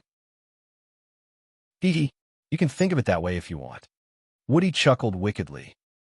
Feng Bujue was startled. What? He thought internally. That's impossible, right? Does he know what I'm thinking? Woody did not continue the conversation. He chuckled and moved on. First, I want to ask, do you believe in Christianity? Feng Bujue knew a thing or two about mind reading, so he did not dwell on what Woody had said. He assumed that the man was just playing a trick on him. Hearing Woody's question, he replied, "I believe in science." Very good. Woody chuckled. "I'm done with my questions." Hey, big brother, what's going on? Is this a prank? Is the system recording this? Feng Bujue asked. I don't need you to tell me about the images and voices that already exist in your memory. I've already digested them 1 minute ago, Woody said. I just need to confirm that. Feng Bujue glanced at Woody from the corner of his eyes. He He took 2 steps back and said, Big brother Woody, where did you say you came from? Wherever I came from, that is where you will go, Woody was still chuckling wickedly. All right, I have to go. I believe when we meet again, you will be very angry, but that is how life is. Anger is better than despair, isn't it? Wait a minute, you. Fong Bujue was confused by him. This guy was really baffling. Mortal, you are very outstanding and very interesting. You are a suitable candidate. I am prepared to place a bet on you. I will place Judas' bag of gold coins on you. That is quite a big bet. Ha ha ha. Don't disappoint me. Woody shrugged and laughed. He turned around and walked in the mirror wall of the elevator. After Woody entered the mirror, his body suddenly twisted. His body turned into a black demon. His appearance was indescribable. If the eyes were the windows to the soul, then the demon had broken through the window in an instant and directly tore apart the human spiritual world. At that moment, Fong Bujue felt an emotion that should not exist, fear. He could no longer feel this feeling physically, but at that moment, it was as obvious as a branding iron in his heart. There was no doubt that this was fear, and it was the kind of fear that was engraved in his bones and would never be erased. Staring at the formless demon, it was as if his soul was firmly grasped by a demonic palm and could be pulled out of his body at any time and disappear into nothingness. After an unknown amount of time, Fong Bujue came back to his senses. He was still in shock and instinctively looked at the time on the wall.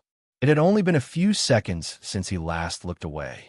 He could not calm down and asked himself, what was that just now?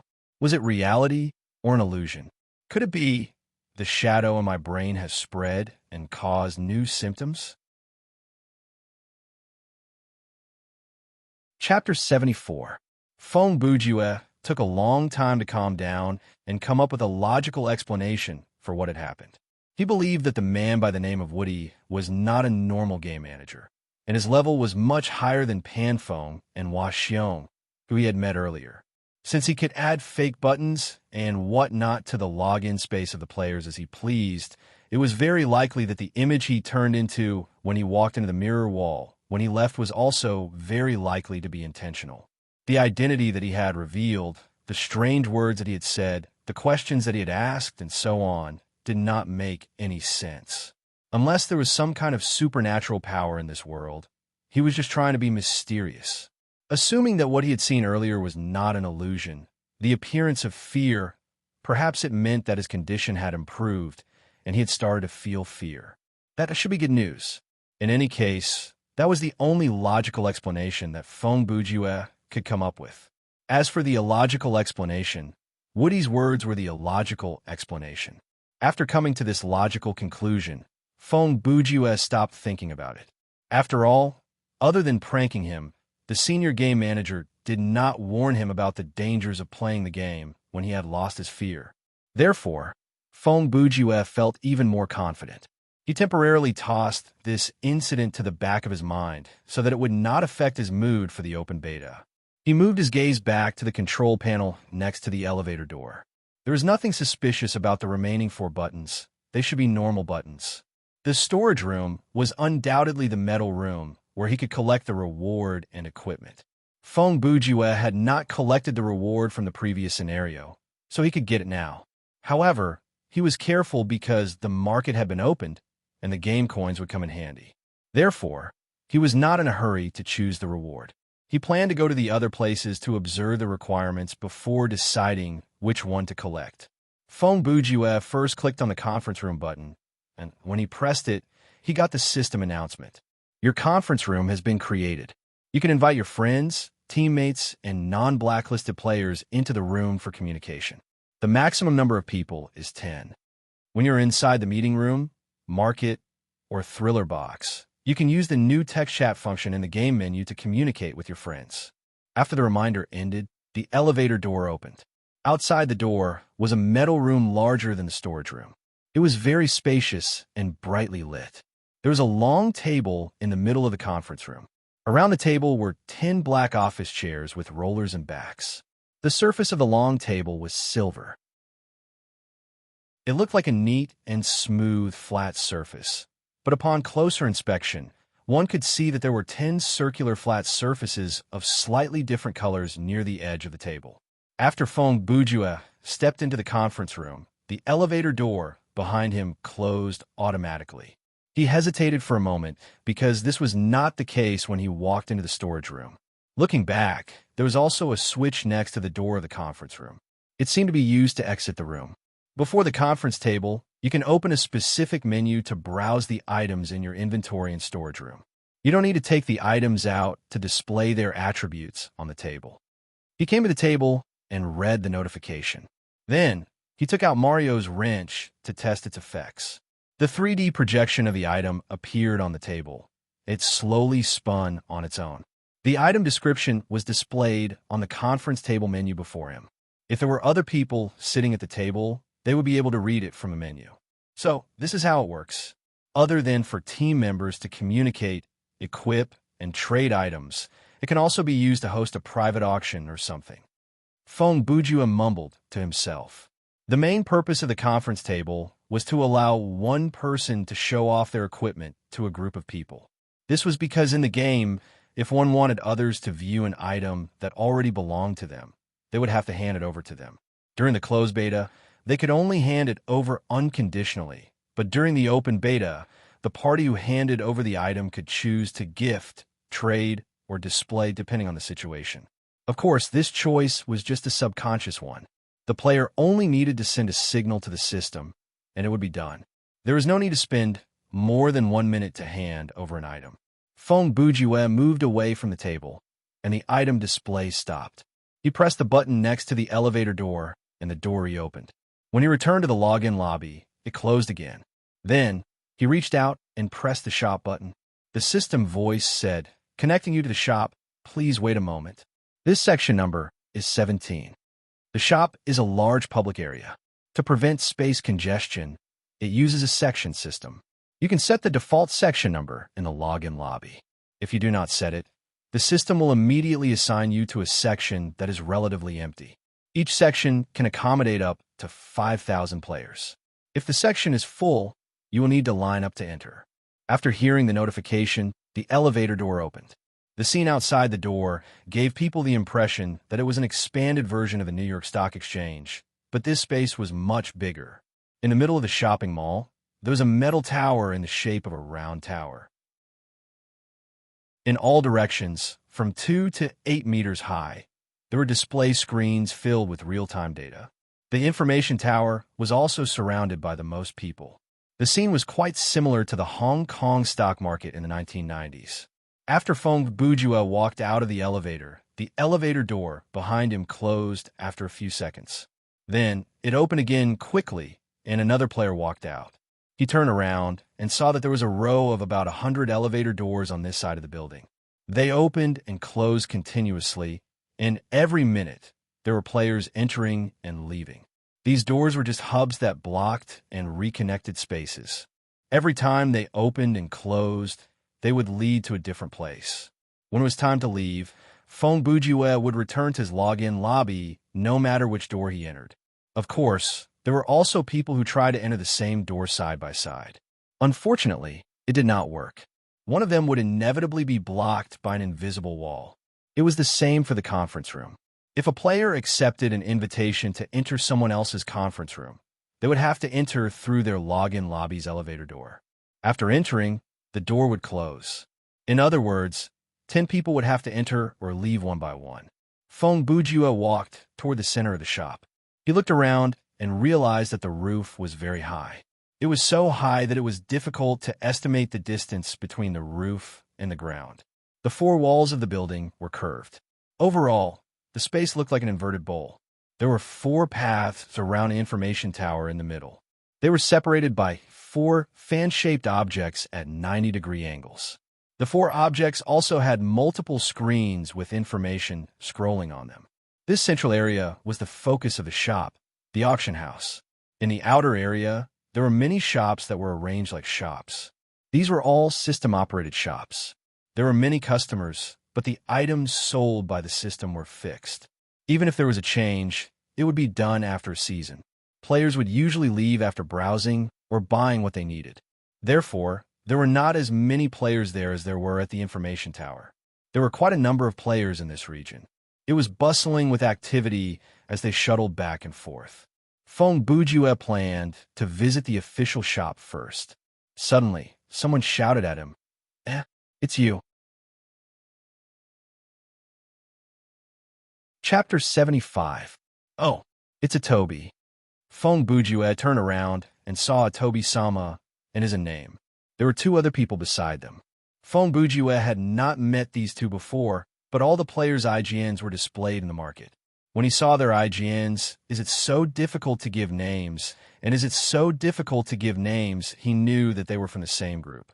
People like them, who could tell that they were companions just by looking at their game names, obviously didn't just get to know each other through games. Only when they started the game together would they have similar IDs, so it was not hard to guess that they were friends in real life. From the looks of it, a Toby-sama's ID did not fit the group. Tisk, TSK. Don't try to act like we know each other, a Toby replied. We were tricked by you during the last scenario, weren't we? How so?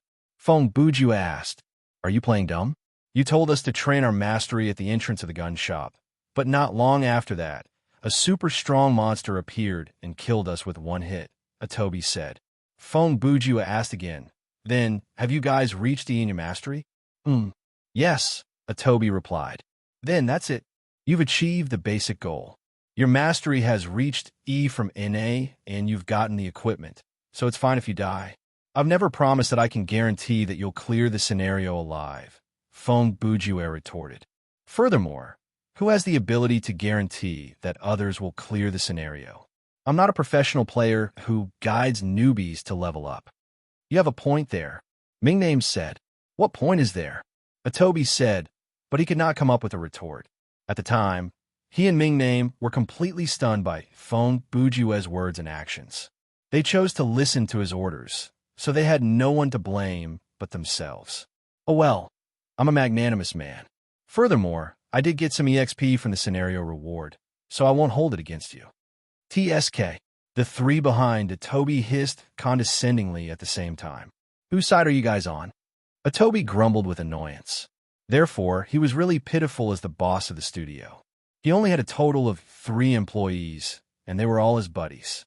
How deep was the friendship between men? Actually, the main thing was that they had nothing to do with each other and scolded each other, but they never bore grudges. If the two of them were polite, kept a certain distance from each other, and paid attention to their words, then it could only be considered a friendship between gentlemen. I see that the 4 of you are wearing the same clothes, and there's a logo on it. How'd you do that? Feng Bujue asked. When he saw the 4 people, he noticed that they were all wearing the same clothes. Now that the shop had been opened, the system naturally released a large number of different clothing, allowing players to have more freedom and personalized choices. Those like Feng Bujue who were still wearing the default black t-shirt and pants were either open beta players who had not cleared many scenarios or closed beta players who had just spent all their game coins. The 4 people in front of him were all dressed in sportswear. The long-sleeve shirts on their upper bodies were white, and the right sleeve was blue. 1/3 of the clothes from the left shoulder and the left sleeve were also blue. The pants were black, loose sweatpants. In any case, they were Hyodii. Before their right shoulders, there was a unique logo. The words Hyodii were written vertically, and above the words was the picture of a light blue ice rose. This was the game's new setting, a derivative of the club system. The leader could design their own logo, and after submitting it, it would be displayed on all the members' clothes. Based on the difference in clothing style, the system would display it on the appropriate location. Since Hyodii's group was wearing the same outfit, all the logos were on their right shoulders. This is our studio's logo, Atobi-sama said proudly. I personally designed it. Let me be clear, I personally don't think this logo is that good, Lao Chu interjected.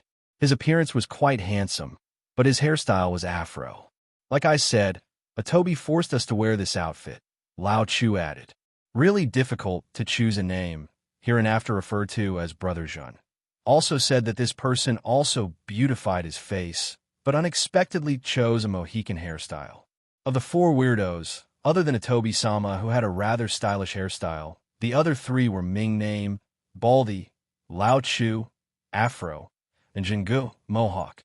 Actually, the latter three all had normal short hair in real life, and they would not bother with these hairstyles, so they were satisfied with them in-game. Indeed, this logo is a bit girly. Looks like everyone here is quite helpless.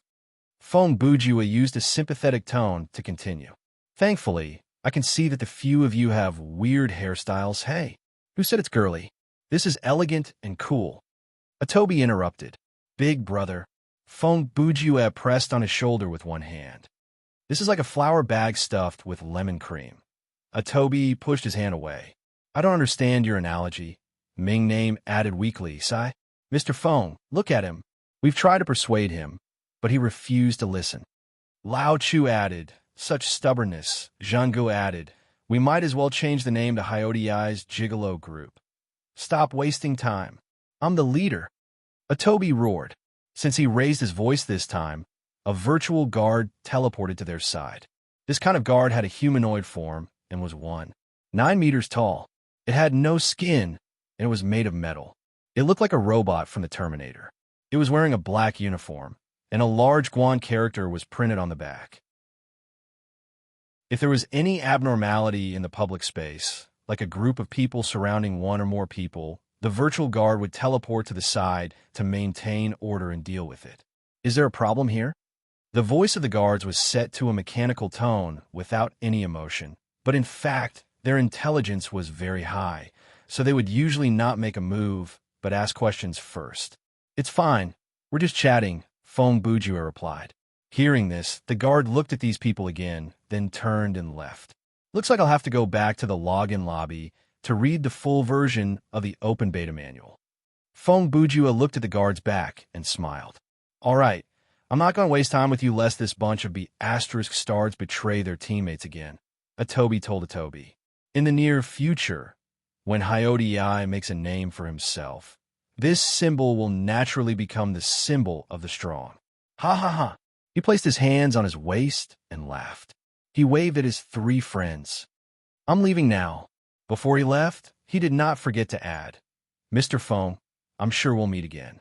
In the future, if you ask me for an autograph, I might consider it. Ha ha ha ha. Phone Bujua's lips twitched, and he laughed drily. See you later. Chapter 76. After Hyodiai and the other two left, Phone Bujua continued to visit the market. The items in the system shop were as he expected, mainly clothing and consumables. Speaking of clothing, it was a good thing. Other than giving the player a personal appearance, it did not take up any equipment slot, and it came with additional attributes. However, due to Thriller Paradise's way of blurring out the data of the character's abilities without any numerical basis, the description of the attributes would usually be things like slightly increase total life points, to a certain extent increase the hit rate of firearms, slightly increase the height of jumping, and so on. The types of clothing were mainly split into tops, pants, suits, hats, shoes, and accessories. The game did not provide skirts, and the reason was self-explanatory. However, under the accessories category, one could find socks. There were also stockings. If female players had a strong desire to show their legs, they could buy a pair of shorts or a pair of underwear. Every piece of equipment on a player's body could slightly increase a certain attribute. Buying a full set of equipment would naturally be much better than not having a single piece of equipment. To prevent the players from having to compromise on the appearance when choosing the attributes that they wanted, all the attributes of the clothing were selectable. For example, if a player bought a beret, when he bought it, the clothing would not provide any attribute bonus, but when the item entered the player's inventory, it would randomly generate 3 attributes. After the player chose one of them, they could equip it. Clothing was an item that could not be traded. If the player had to obtain a specific attribute, they would have to buy it again and again. Trading was not possible. Of course, that was rare because the attribute bonus was useful, and one could only choose 1 out of 3. In any case, Thriller Paradise was encouraging the players to choose their clothing based on the appearance that they liked. This randomized selection was purposely made for that. With this premise, the chance of the players wearing the same outfit was not high. Even if they ran into players with similar tastes, the bonuses would be different. Then there were the consumables.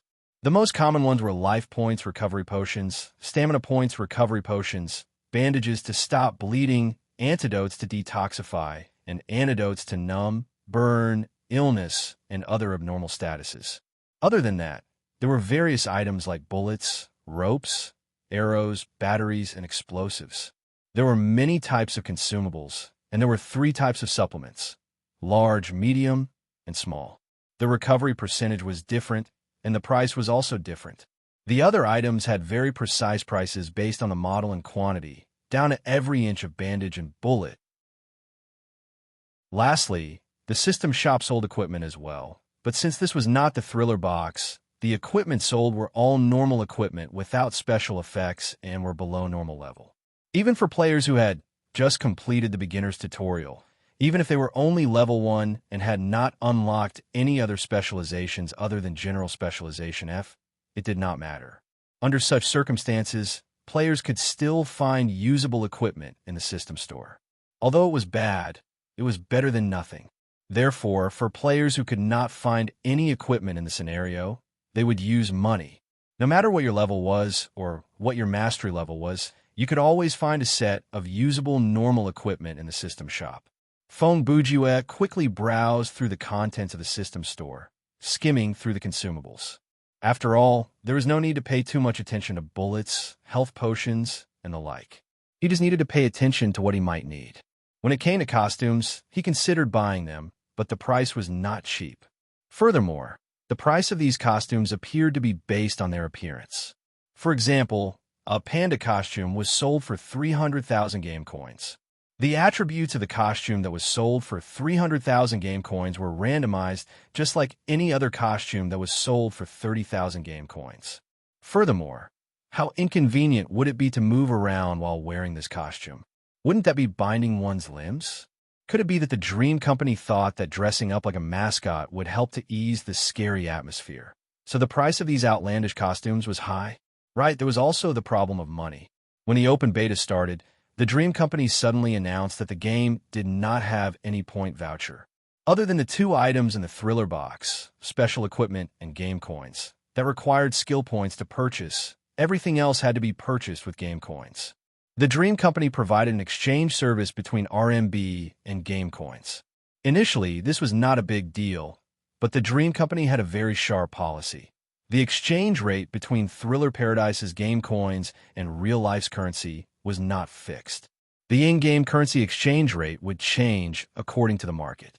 Therefore, this kind of in-game currency exchange rate that was supposed to be decided by a gold farming company was now controlled by the company. The exchange rate would be updated every Monday at 8 a.m., and then the Dream Company would provide the exchange rate for that week. For example, 1 RMB could buy 100 game coins last week, but this week it might be 120 game coins or 85 game coins. From the perspective of profit, the game company naturally hoped for the exchange rate to be as high as possible. It would be best if 100 RMB could only buy 1 game coin, but that was impossible. We'll buy game coins then. Therefore, this change was completely decided by the system. The system would calculate based on the number of players, the amount of game coins given out, the total amount of game coins redeemed at the system store, and so on. With that as the basis, it would adjust the exchange rate for the next week. Even though this kind of constant change in the exchange rate might cause a phenomenon of speculation that would have nothing to do with the Dream Company. After all, the exchange rate they provided was one way. The game company only took RMB and sold the game coins according to the current exchange rate. As for what the players would do with the game coins, that was up to them.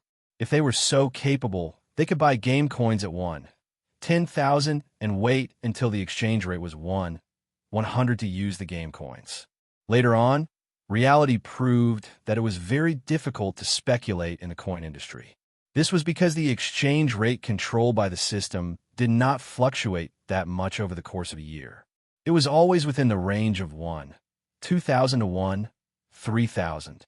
With the weekly update rate, the players with money were too lazy to negotiate with the speculators, but the players who were careful with their money would consider whether to buy the game coins that were slightly cheaper than the official exchange rate or wait a few days to see if the exchange rate would be lower than the speculators' offer next week.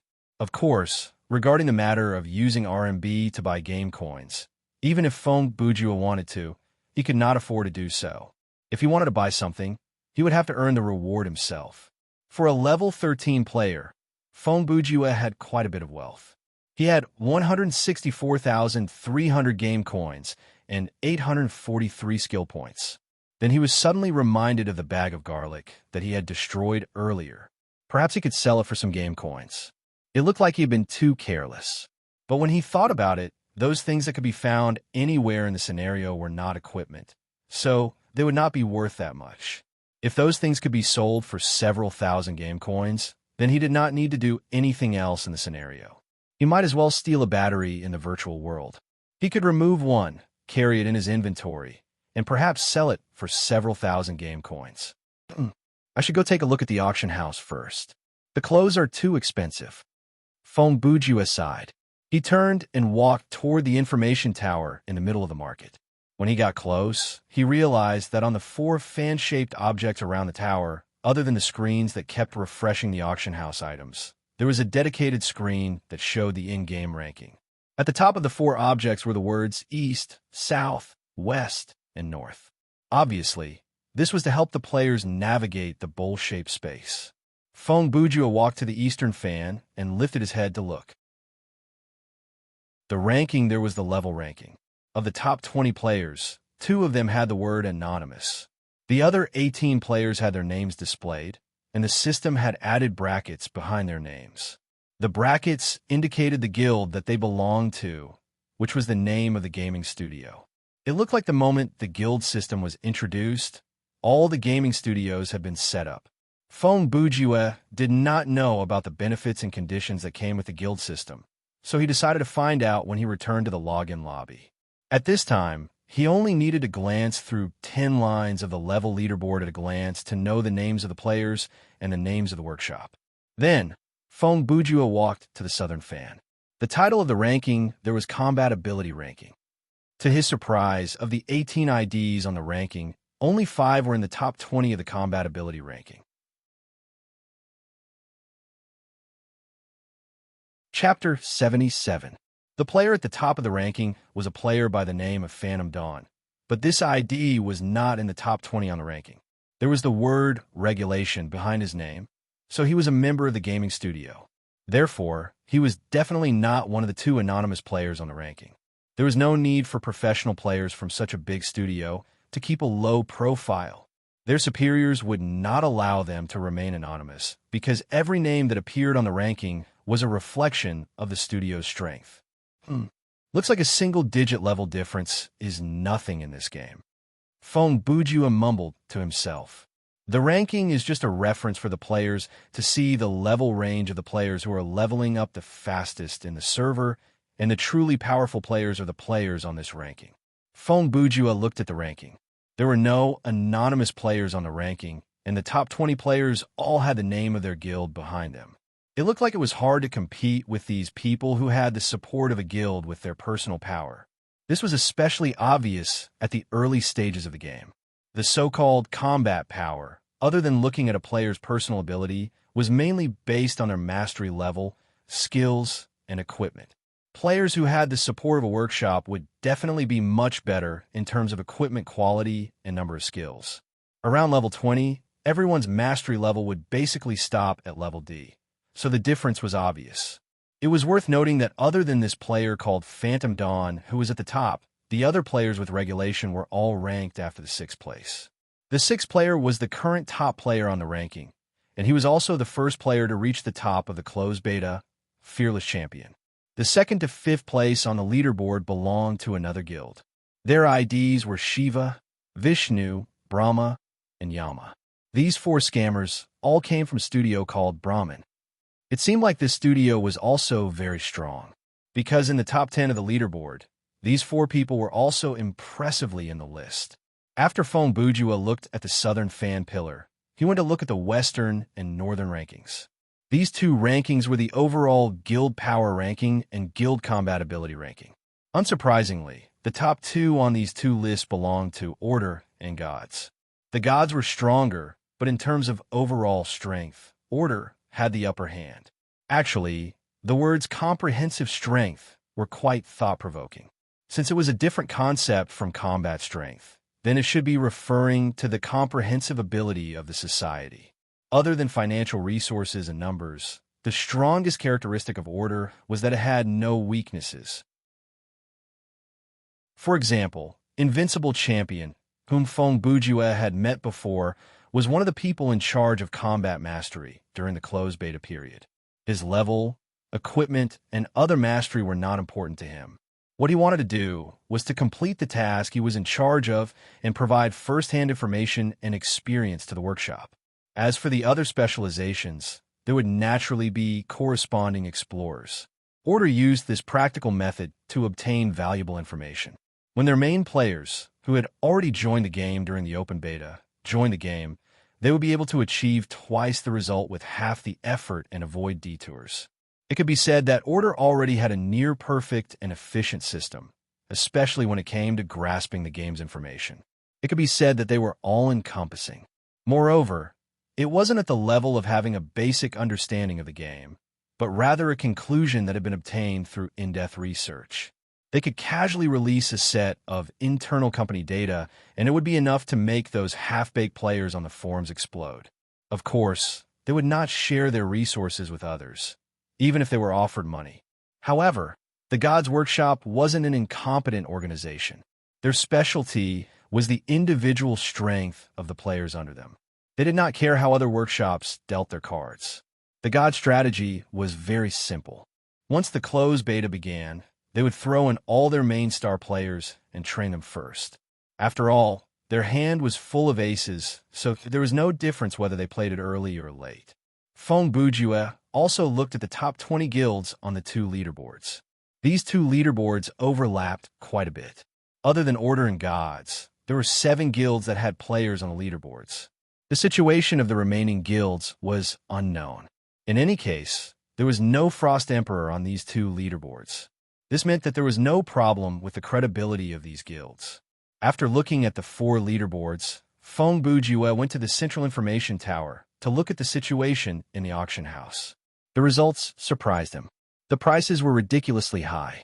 Some of the mediocre equipment were even more expensive than clothes. The starting bid for a piece of level 10 elite tier equipment was 120,000, and the final bid was set at 200,000. The starting price was almost 60 renminbi. Feng Bujue was amused. With this price, other people could buy a cheap set of clothes from head to toe and wear them for as long as they wanted. But what level could the equipment be used for? At level 20, they could just buy a normal item from the shop and exchange it for something else. At the start of the open beta, the players were afraid that the items they brought to the auction would be sold for cheap. That was understandable. One of the most depressing situations when playing an online game was, one day, you realized that the item that you had tossed away as trash was a priceless treasure. And those who visited the auction house all day would have a certain mentality: buy cheap and sell expensive. When they were shopping, it would be best if they ran into someone who did not know the market and set the price lower than the actual value. When they were selling, they would set the price as high as they could, hoping that someone would fall for it. In a world where everyone thought that way, there would not be enough idiots because the world was filled with people who thought they were smart. In the end, the ones who sold the items were the players who set the price reasonably. In a game like Thriller Paradise, where the equipment was randomly generated, it was rare for the equipment to be the same. Therefore, there was no way to stock up on the items. It was difficult for players who were in the business of reselling virtual items. They bought the items at a normal price and hoped to resell them at high price. That was impossible. Other than that, to prevent unscrupulous merchants from buying the consumables from the system store and selling them at a high price in the auction house, the system banned the selling of items from the system store, other than items from the Thriller box, into the auction house. Items with the quality of trash or broken, if they did not have special effects or attributes, the auction house would also refuse to sell them. Those who try to pick up items like stones, organs, and dog poop from the scenario and sell them at a high price could give up. Standing at any corner of the central area, one could open the auction house's menu to browse. Feng Bujua looked at it for a long time. Be it the items that kept refreshing on the big screen or the menu that was arranged according to priority, he flipped through the pages one by one. None of the items had a reasonable price, and they were all sold at an unacceptably high price. Based on the way these people set their prices, if Feng Bujua gritted his teeth and sold Mario's wrench, jazz shoes, and echo armor for 600,000, there would be a mad scramble. In less than 1 minute, they would be sold at a fixed price, and those who successfully got them would praise in their heart, "Thank goodness, I've met an idiot." With that in mind, a poison appeared in Feng Bujua's heart. Good plan. He turned and walked toward the row of elevator doors, preparing to head to the last new area that he had not visited, the thriller box. Feng Bujua could be said to have no pressure on equipment, and he had plenty of skill points. As long as he went to buy some excellent quality equipment and put them up for auction at a reasonable price, they would definitely be sold at a fixed price. Then, with several 100,000 game coins in his pocket, clothes would be a cinch. After Feng Bujua returned to the login lobby, he first went to the storage room to put the flashlight inside his inventory. Then, he went to claim the reward for the terror rating. He was not in a hurry to get the EXP, and 50,000 game coins were nothing to him. He would rather sell the equipment than claim the game coins. Therefore, the random item that he won this time was item name, Keys hooded jacket item type, armor, quality, excellent, defense points, weak element, none special effect. Within a certain range, the wearer will be the main target of the team's damage, including monster attacks, accidents, and natural disasters. In team survival mode, normal, the wearer can revive once on the spot after death. Equip requirement. Male player bound after equipping. Remark: oh my god, they killed Key. This armor was set on the upper body, and it had nothing to do with clothing.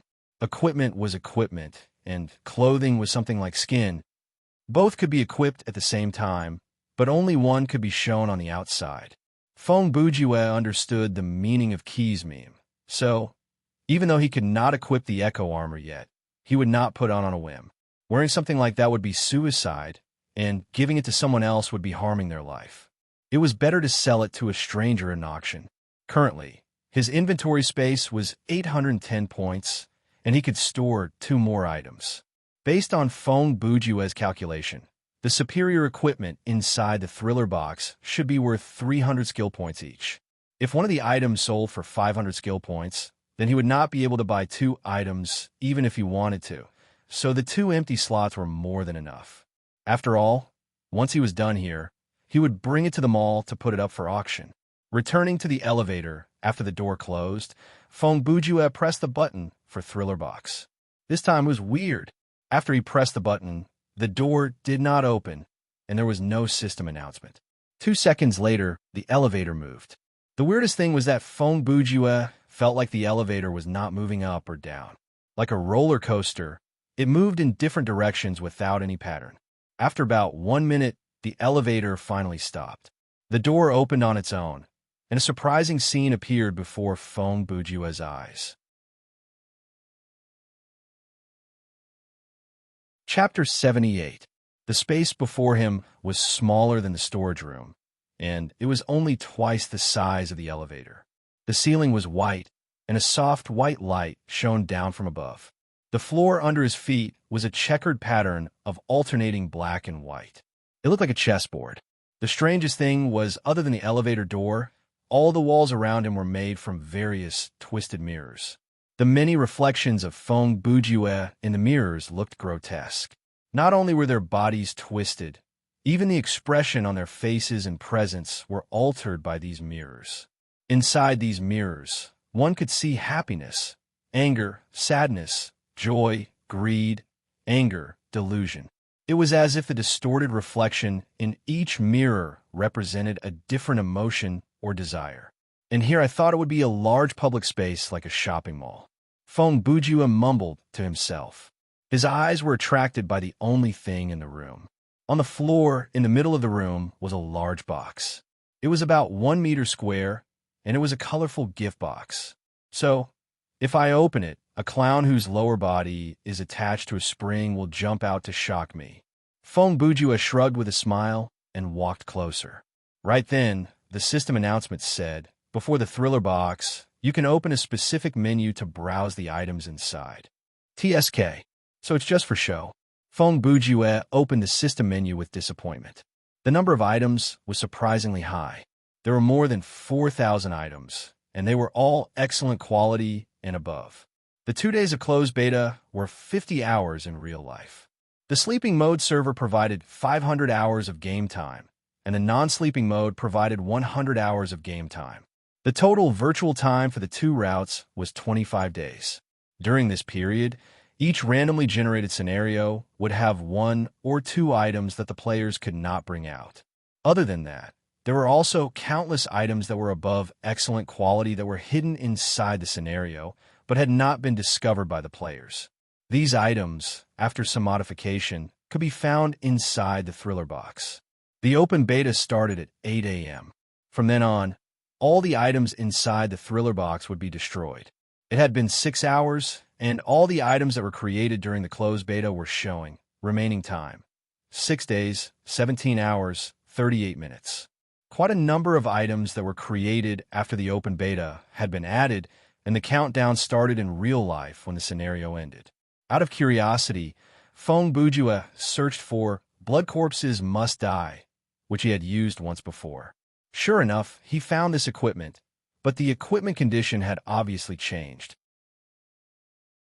Name: Blood Corpse Must Die. Type: Weapon quality: Excellent. Attack: Strong. Attribute: None. Special effect: Melts blood corpses when attacking. Equip requirement: Fighting D. Level 18. Note: This sword is the early work of the legendary dwarven craftsman, or All Must Die. A crafty goblin merchant used a few bottles of Ergo 2 to purchase this sword from, or half a month later, or created Goblins Must Die. As a weapon with a strong counter effect and high attack power, this kind of equipment condition was quite reasonable. A level 18 player with Fighting D mastery, no matter what kind of equipment he had, should have no problem taking on a blood corpse alone, but it would not be easy either. Equipped with this sword, it would be much easier. He would be able to kill the blood corpse without taking any damage. The price of this weapon matched Fong Bujua's expectations for this kind of low-level equipment, which was 300 skill points. Therefore, this narcissistic man could not help but be intoxicated for a few seconds. However, Fong Bujua did not plan to buy this weapon. After all, this was a weapon with a specific counter, and the chance of players running into blood corpses in the various scenarios was 1 in 10. If it was put up for auction, there was an 80% chance that it would go bad. He adjusted the menu according to the chronological order and started to browse from the first page. Then, his reading addiction got the better of him.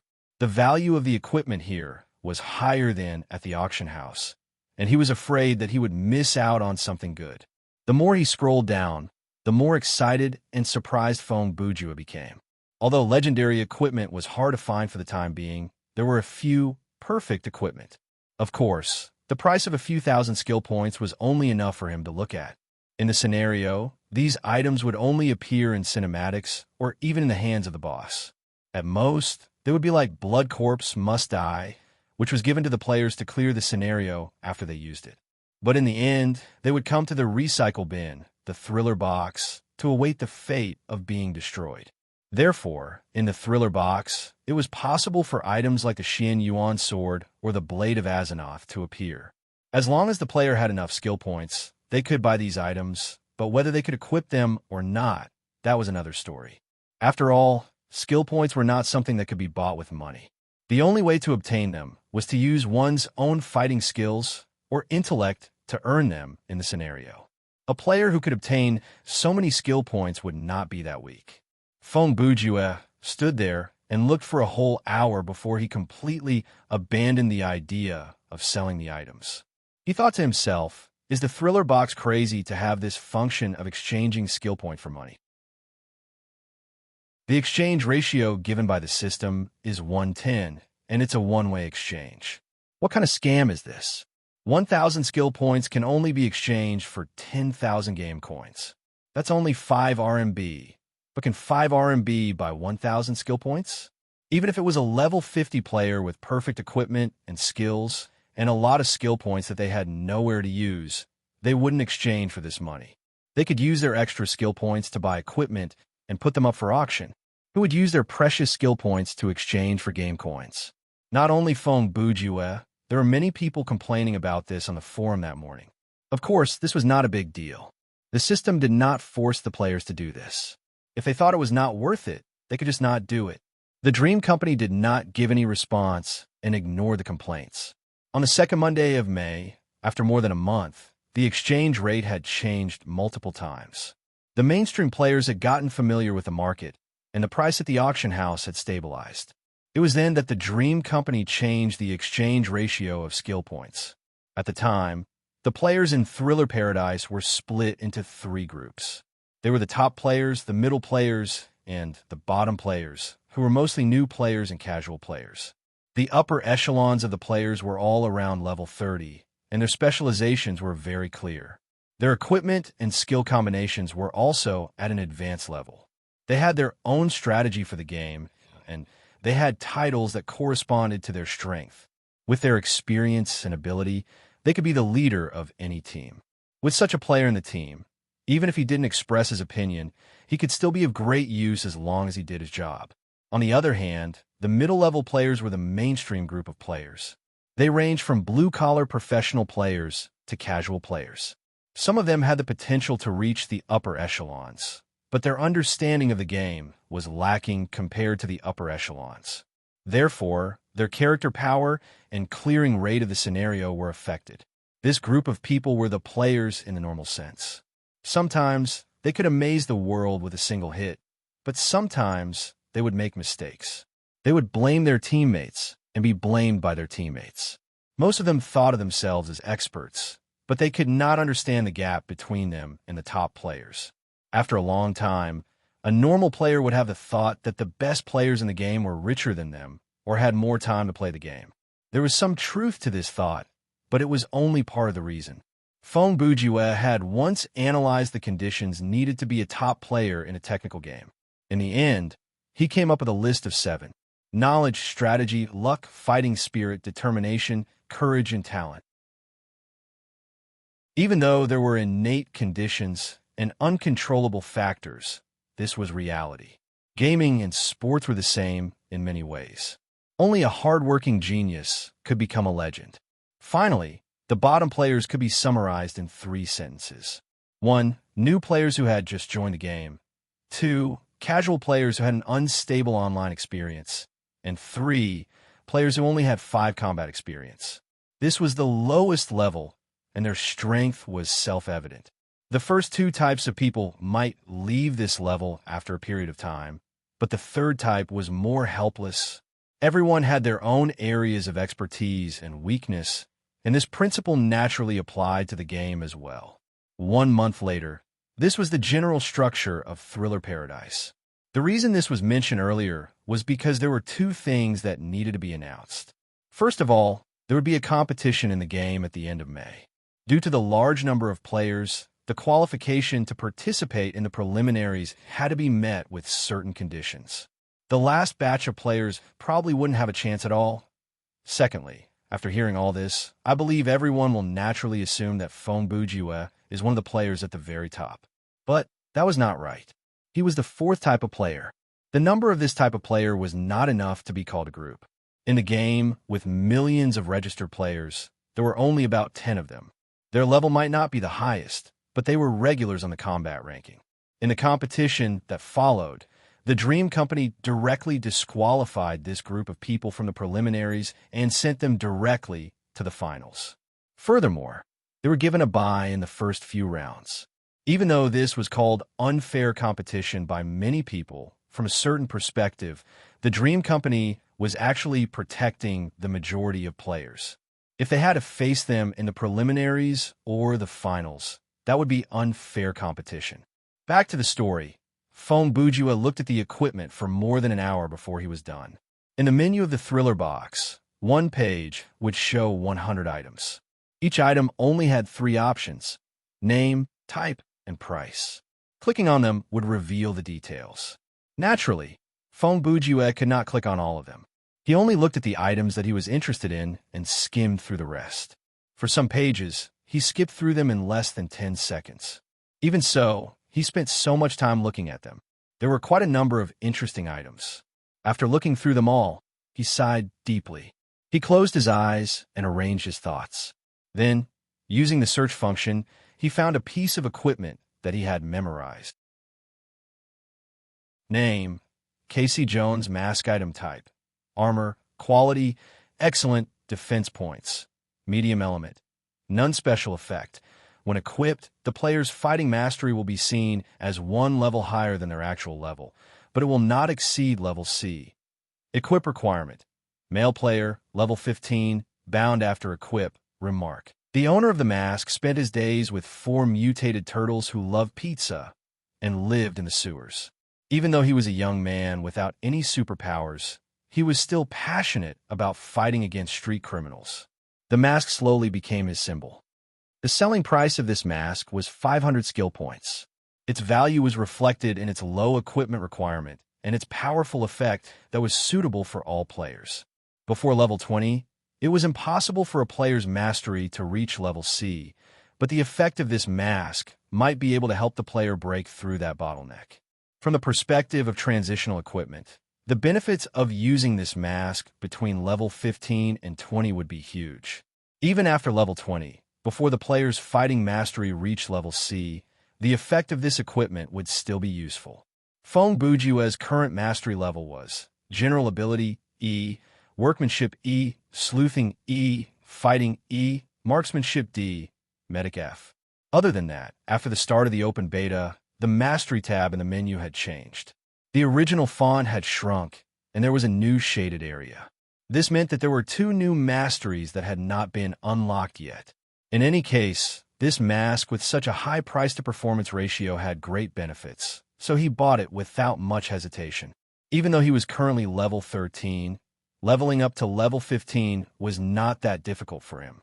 Theoretically speaking, he would only need to clear 4 scenarios. After buying the mask, Feng Bujue brought it back to the storage room to store it. Then he went to the market and listed Key's hooded top for 110,000 game coins. The price was set at 140,000 game coins. When he listed the item, he paid 4,000 game coins as a service fee. This service fee was set by the system and varied depending on the item. The price was based on the item's non-obvious attribute, so the price basically hinted at the system's evaluation of the item's value. If there was no bid within 24 hours in real life, the item would be removed from the market and returned to the player in the form of data.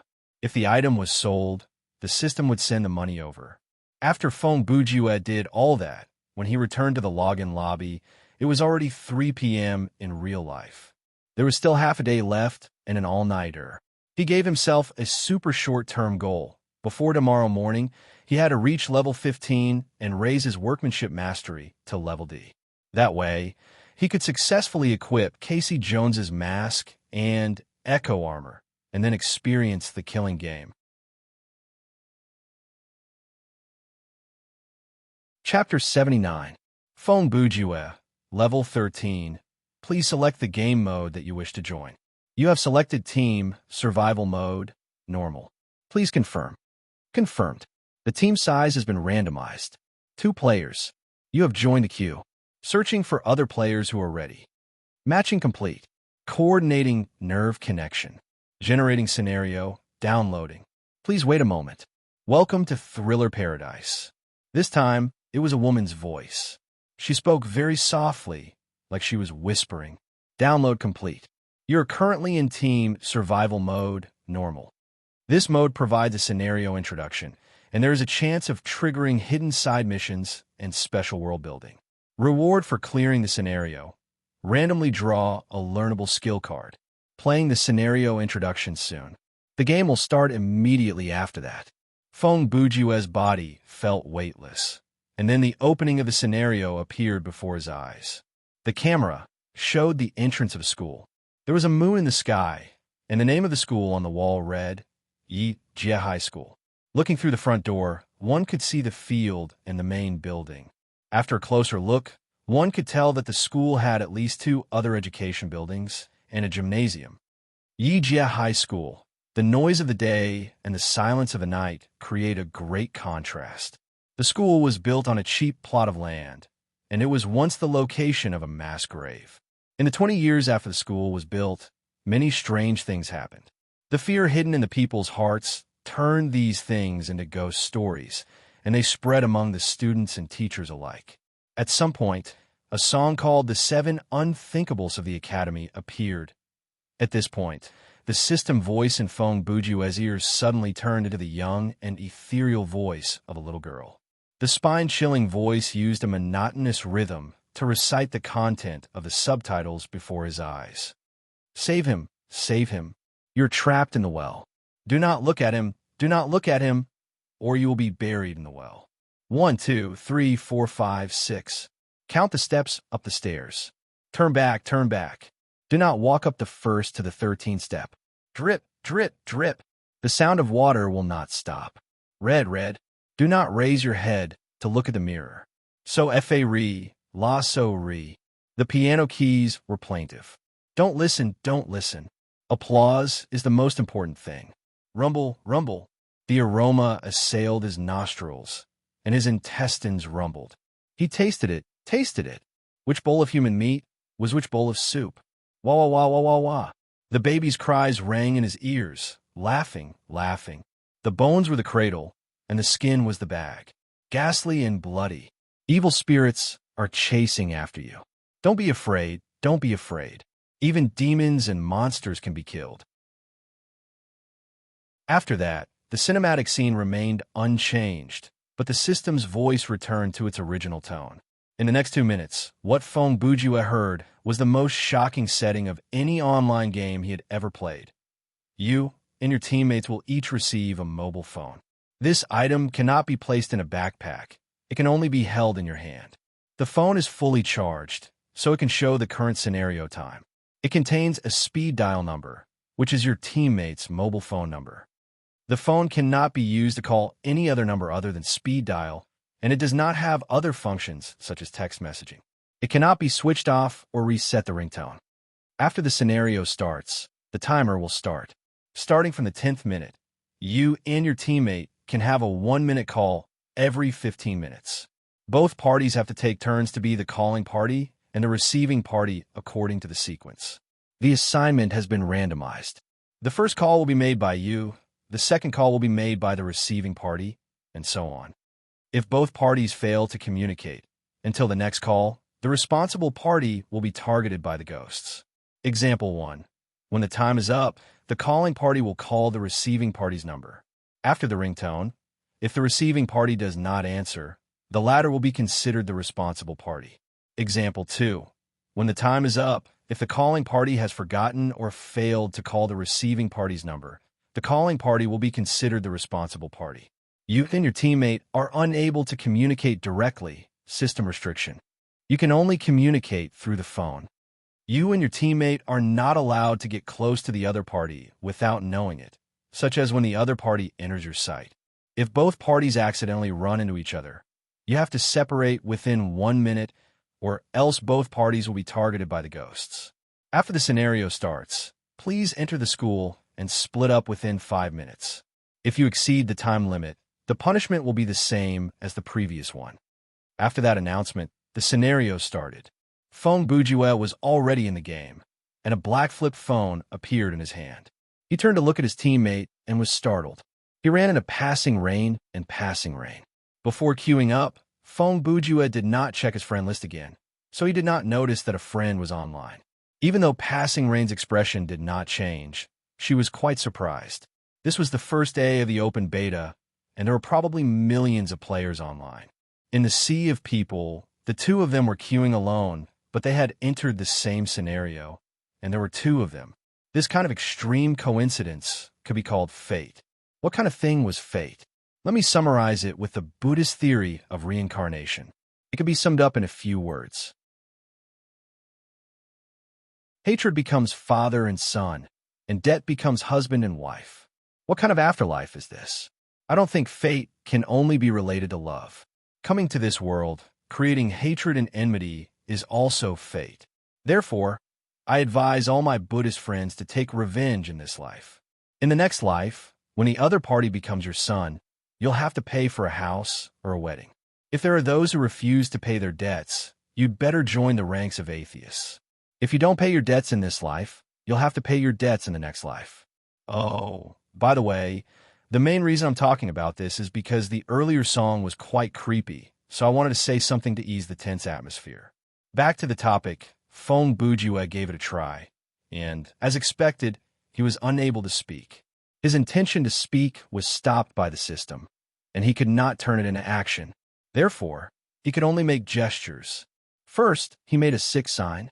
He turned his head and placed his hand beside his ear, meaning to make a call. Then he pointed at himself and raised his index finger. Then he pointed at passing rain and raised 2 fingers. Fong Bujue wanted to confirm the order of the call. His gestures were quite easy to understand, and passing rain naturally understood. She lightly nodded. Then she also made gestures. First, she pointed at herself, then at the main building of the school. After a few seconds of pause, she pointed at Fong Bujue and then pointed at a direction to the side of the field. Fong Bujue used his right hand to make an OK sign. Then he extended his arm, because his other hand was holding the phone, and made a please gesture. The two of them finished their work in silence. Passing Rain took the lead and stepped into the Yi Jie High School. Fong Bujue followed closely behind, but they were going in different directions. When the two of them stepped through the school gate, the system voice immediately sounded. Main quest has been triggered. Quest content: explore Yi Jie High School and eliminate 7 supernatural phenomena. Current progress 0/7. Chapter 80. Fong Bujue and Passing Rain parted ways on the field. The former walked around the main building to head deeper into the school, while the latter entered the education block that faced the school gate. If the two could work together, this scenario would not be that difficult. They could discuss puzzles and share the burden of battles. When something scary happened, it would feel much better to have someone by his side. But now, they were restricted to work alone and had to complete the phone call that was obviously a trap. In other words, the difficulty and danger of the scenario had at least doubled. In the earlier ballad, there were many clues about the location and specific objects like the well, the steps, the mirror, the piano, and so on. Disregarding everything else, the well was probably not in a building, nor would it be near a place like a football field. Therefore, it was most likely to be at a corner near the wall. Fong Bujue followed this train of thought and walked around the main building. The moon was shining brightly, and it was like silver frost. There was no need to turn on the flashlight to see the road ahead. He did not move fast, and he kept looking at the time on his phone. It was time to make the call at the 10th minute. Of the 5 elements, water was in the north, and Fong Bujue happened to find a well on the northern side of the school. The edge of the well was not high. It was made from white stones, and the surface of the stones was uneven. The mouth of the well was not sealed, but there were no ropes or buckets either. About 10 meters away from the well was an L-shaped building. Looking in from the window, one could see a long bucket and a row of faucets. Fong Bujue walked to the door and found some metal buckets and mops. It looked like this was a place to store cleaning tools. Fong Bujue first entered the building to look around. He even counted the number of faucets and mops, but he did not find any useful clues. He walked out from the building and saw that the time had reached 9 minutes and 27 seconds. He picked up his phone and pressed the speed dial button. The phone did not automatically dial, but a sentence appeared on screen. Time is not up yet. Your next call should be from 10 to 10:45. So that's how it is. I can only dial the number 45 seconds after the time is up, Fong Bujue mumbled. He waited for half a minute, and when the time on the phone turned to 10 minutes, he pressed the speed dial button. A string of numbers quickly appeared on the screen, and the first call began. The beep only lasted for a single time before Passing Rain picked up the call. At the end of the day, they were friends in the game. After entering the scenario, they had not exchanged a single word. Fong Bujue wanted to be courteous and say something along the lines of, "What a coincidence," to greet the man, but before he could say anything, the man cut straight to the chase. This main building is bigger than I expected, and the lights inside cannot be switched on. After entering the building, there are several rows of shoe lockers, and after passing them, there's a horizontal corridor. There's a map of the floor on the wall. For now, I'm still on the first floor. The plan is to search every floor from 1F to the rooftop. I'll check every door. So far, there is nothing out of the ordinary. How are things on your side? This was the first time Fong Bujue had heard her speak so much in one breath, and he was not used to it. However, he understood that 1 minute was precious, and when passing Rain answered the phone, she might be holding the phone to her ear with one hand and holding the lamp with the other. If she was ambushed at that moment, she would be in great danger. She would not even have time to grab her weapon. Therefore, Fong Bujue followed her lead and replied quickly, "I found a well. It should be the place mentioned in the first sentence. I'm planning to study it." He paused for a second. "I'll give you a brief rundown of the song. The second sentence is referring to the ghost story of the 13 steps. I've taken a look around. There are 3 rather tall buildings on the campus, and the main building is the tallest. It has 7 floors and a rooftop. I believe there's a high chance of triggering this scenario when you go up the stairs. Remember to count the number of steps. If there are 13 steps on a floor, it means that you've entered a space filled with ghosts. The third sentence should be referring to the toilet. If you hear the sound of water dripping coming from one of the toilets, then there is a high chance that the busy tone continued. The 1 minute was over, and their first call ended just like that. The next call would have to wait 15 minutes for passing Rain to call Fong Bujue. Even though Fong Bujue did not finish, that was all he could do. Actually, his reminder was unnecessary. Passing Rain had heard about the story of the 13th step before, and she remembered the content of the ballad more or less. In terms of fighting ability, Fong Bujue was overly worried about his opponent. He should be worried about himself. He moved the phone away from his ear and looked at the screen. Fong Bujue tried calling again, and this time, the message that appeared said, "The time is not up yet.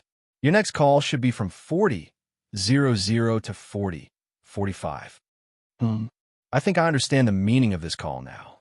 Fong Bujue said, "1 minute is barely enough to say a few words. The main purpose of this call is not for the players to help each other, but for the players to drag each other down." His guess was correct. The system would only create this kind of setting for 2 players who were both very powerful. With their ability, even if they were separated, it would not create unbearable pressure. However, the worry they had for their teammates could become a burden for them.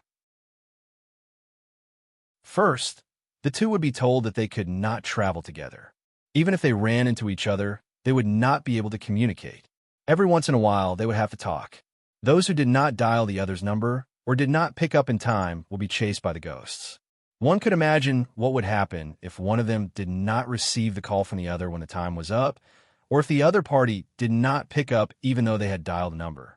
Then the person involved would be worried and would wonder why the other party did not pick up the call. Had they missed a call? Or had something happened to them? Other than that, would the other party be able to handle the ghost chase? Even though the game's team menu showed whether the other party was still alive or not, that would not change anything because that was the only information provided by the menu. Other information like whether they were injured, where they were, how high their terror points were, and so on, would not change anything.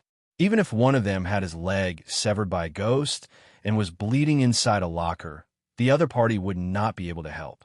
The person who was not chased would only have his mind filled with random thoughts. In the end, he would make a mistake due to the influence of his emotions. Therefore, this kind of setting was better off without it. They could not talk at all and could not run into each other.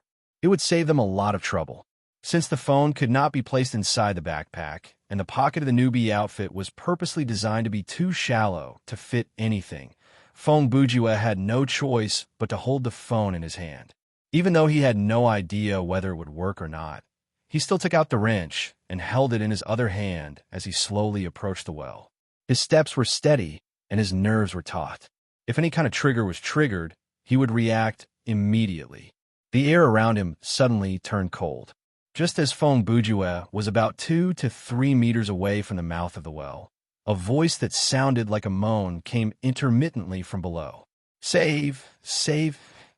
After the voice, the scene before Fong Bujue changed. In the next second, the night turned into dusk. Beside him, a small and thin boy appeared. He was wearing a school uniform and a pair of glasses. Another 3 guys who looked like delinquents surrounded him and were talking at the same time. From time to time, they would knock on the boy's head or push him. Is this a replay of my death? Fong Bujue said as he reached out to touch them. As he expected, his arm was like air passing through their bodies. He could not touch them at all. Therefore, he patiently watched, wanting to see what would happen next. Actually, it was nothing special. It was just a simple extortion. However, the boy said that he did not have any money left and mumbled a few words. The delinquents were naturally unhappy. The boy was punched in the stomach, and he squatted down in pain. Then he was kicked and beaten. After beating him like this for a while, the 3 people seemed to have a new idea. They dragged him to the side of the well. One of them grabbed the back of the boy's collar and suspended his upper body above the well. The other 2 each grabbed one of his legs and raised it almost the same height as the edge of the well. The boy was naturally afraid.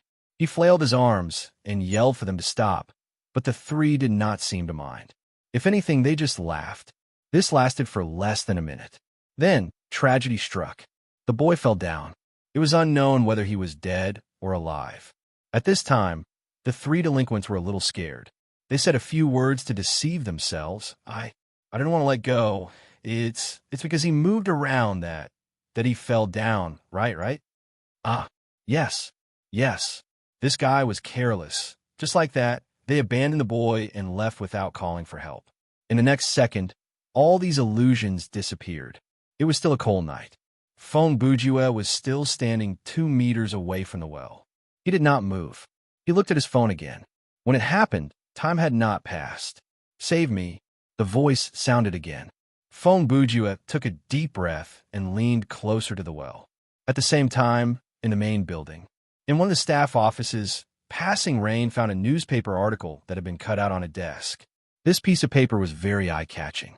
The content had been scratched out with a pen, and there were a few key words. One of them was the name of the school, Yijie High School. The main content of the article was about a dry well in the school. In the 6th year of Heisei, a high school student named Takashi Tanaka was found dead in the dry well of Yijie High School. At the time, the police investigation concluded that it was an accident. However, there was a rumor in the school that Tanaka might have committed suicide because he was bullied. A week later, the 3 boys who often bullied Tanaka left home on the same night. After that, they were declared missing. In the end, their bodies were found in the dry well. This time, although the police took this case seriously, they were unable to find the murderer. In the end, the case was left unsolved. Tanaka's spirit came back for revenge. This kind of rumor quickly spread among the students. In the 7th year of Heisei, another boy, Sakagami Yuichi, fell into a well and died. When the body was examined, in addition to the injuries caused by the fall, there were many strange bite marks on the body. The bite marks came from at least 4 different people. Sakagami was a well-known bully in the school. His friend gave the police a statement that they were smoking nearby that day. Sakagami said that he seemed to have heard a cry of "Save me." However, his friend did not hear it. He thought that Sakagami was joking and went home alone. In the winter of the same year, 2 local biker gang members were found dead in the well. There were also more bite marks on their bodies. The fingers of the 2 victims were bitten off and could not be found. In the 8th year of Heisei, the school sealed the well with cement. After that, there were no incidents for the next 2 years. In the 10th year of Heisei, the cement cover of the well cracked for unknown reasons. In the summer of the same year, 3 students went missing. On the 10th day after the first student went missing, a terrible stench came from the cracks of the well. The school had no choice but to break open the cement and found 3 more corpses in the well. The corpses had suffered different degrees of damage. Except for the head, which was intact, the rest of the body was shattered. The rumor spread among the students and teachers again. If you hear the cries of the spirit in the well for help, do not look. Otherwise, you'll be dragged down.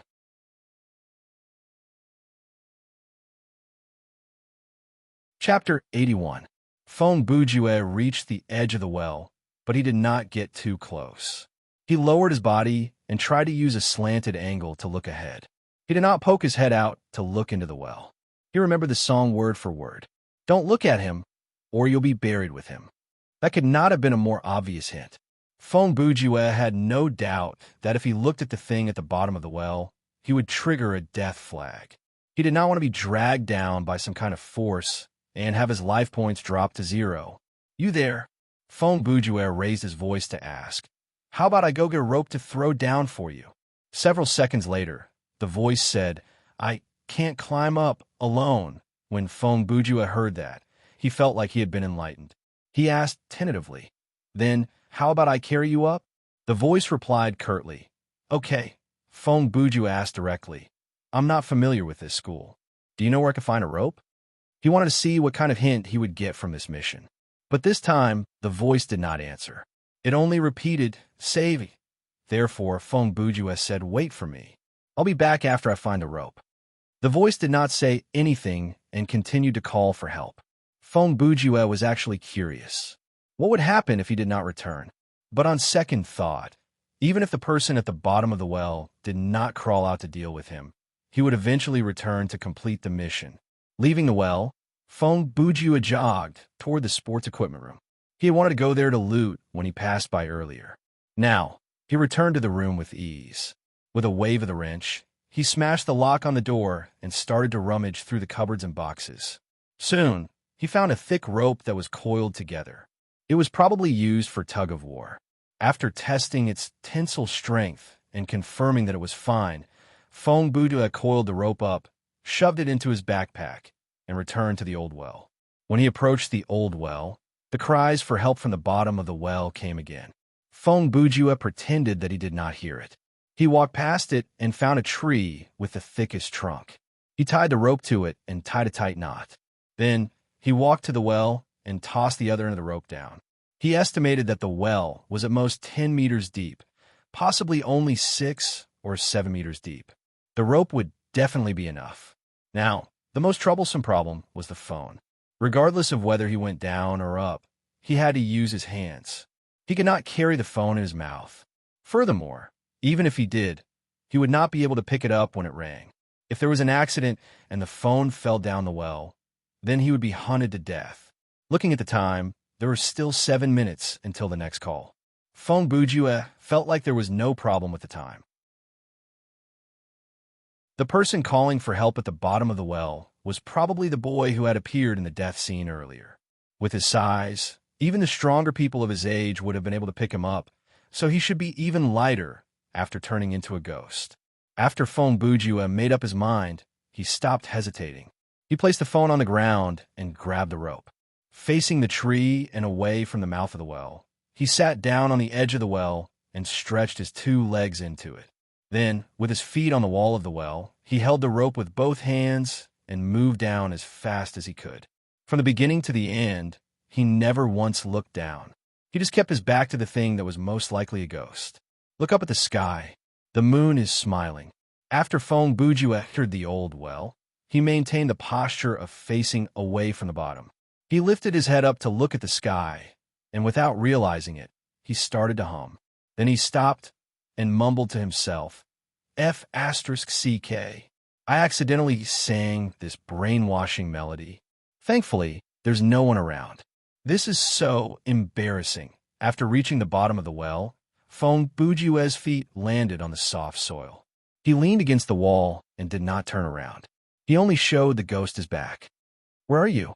I'll carry you. Before he finished, 2 bloody arms reached out from both sides of Feng Bujue's head and circled around his neck. At the same time, he felt half of a person press against his back. Feng Bujue was sure that even if a female player came down from the well, she would be able to carry this ghost because the ghost was very light, or rather, it did not have a complete set of limbs. Feng Bujue hesitated. Out of habit, he wanted to complain, but the words were already on the tip of his tongue.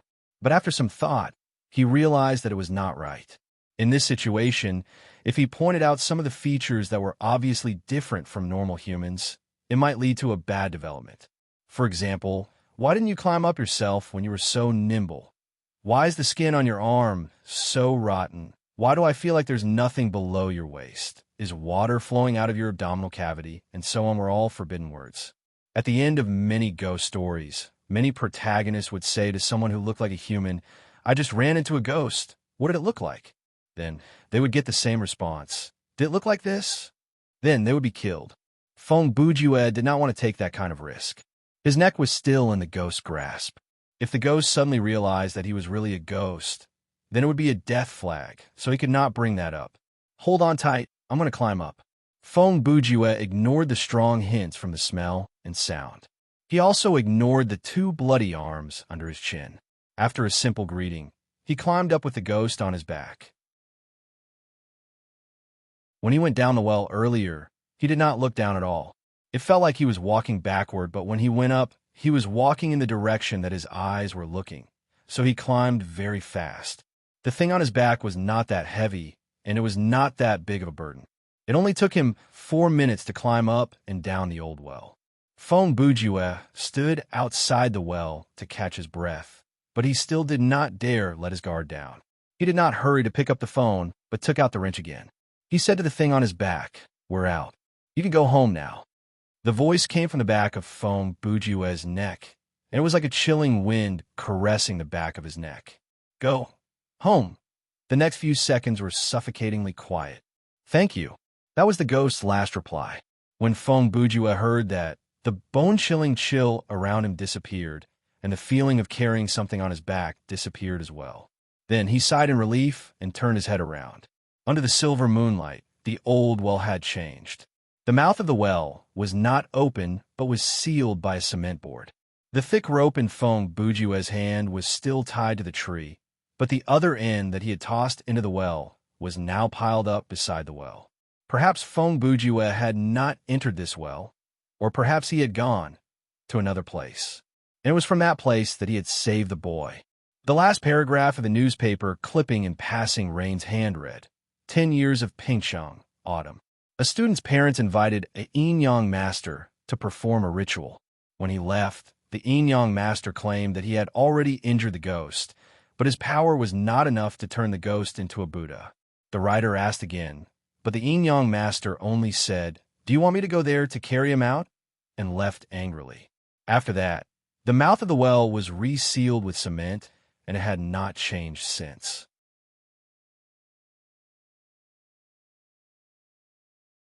Chapter 82. Main quest progress updated.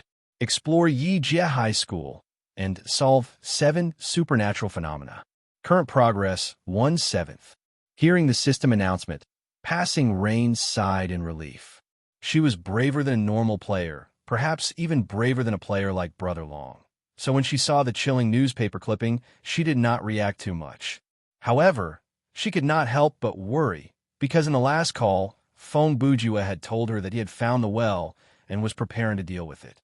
Passing Rain, who had gotten the information from the newspaper clipping, combined it with the song that she had heard earlier, naturally came to the conclusion that she should not look into the well. However, before the next call, she would not be able to contact Feng Bujue. This feeling of helplessness when she wanted to help was indeed torturous. This was the effect that the system wanted. Perhaps their worry for each other was unnecessary, but this kind of worry would undoubtedly become a burden for them. Anxiety and fear were the same. They would make mistakes. After passing Rain heard the system announcement, she was temporarily relieved. She looked at the time on her phone. There were only 2 minutes left until 25:00. She had basically finished searching the first floor of the main building, so she temporarily stopped and planned to go up to the second floor after this call. At that moment, she heard the system announcement. In this scenario, if you stay for too long in an area that you have already explored and do not attempt to push the game forward, you will be treated as passive gaming, and your baseline of terror points will increase as time passes. Hearing that, Passing Rain sighed helplessly. She picked up her phone, the lantern, and walked down the corridor. The concept of passive gaming that the system mentioned was not present during the closed beta. It was only introduced during the open beta. Using the current scenario as an example, let's say that the people in the scenario were not Brother Jew and Passing Rain, but two players who did not know each other. One of them was very cowardly and had a questionable personality. After the scenario started, he would find a place that he thought was safe to hide. Whenever he was on the phone, he would make the call and answer the call. He would never be held responsible. His teammate, on the other hand, was risking their lives in the school to solve various problems. They might even become a target because of the phone call. It was also possible that the two players were like that. They each found a place to hide and kept talking on the phone. This was just one example. In other scenarios, there might be situations where the players used inaction to survive. In order to prevent similar situations, the system added the concept of passive gaming during the open beta. If a player was judged to be AFKing, regardless of whether they were scared or not, their baseline of terror points would slowly rise. The longer they were AFKing, the higher their baseline of terror points would become, and when it reached 100%, they would be forced to go offline. Only by mustering the courage to actively return to the game could this influence be gradually removed. Of course, not every scenario had this setting. For some scenarios, like the Jigsaw game that Phone Bujue had experienced and the Lone City that was controlled by Sam on Tier, the difficulty and clearing of the scenario were closely related to time. Dragging it out would lead to danger or immediate death. 2 minutes passed quickly, and the call time was up. Passing Rain arrived at the staircase, and, as she walked up, she pressed the speed dial button on her phone. 1, 2, 3, 4. Passing Rain counted the steps in her heart and put the phone to her ear. Beep, beep. It rang twice before Phone Bujua picked it up. I'm fine. Are you okay? That was his first sentence. He quickly answered a question that the other party might ask, and then asked the question that he wanted to ask. Everything is fine. I'm on the stairs that lead to the second floor. When Passing Rain said that, she had already finished the first step. She turned 180 degrees to the left, and the second step was before her.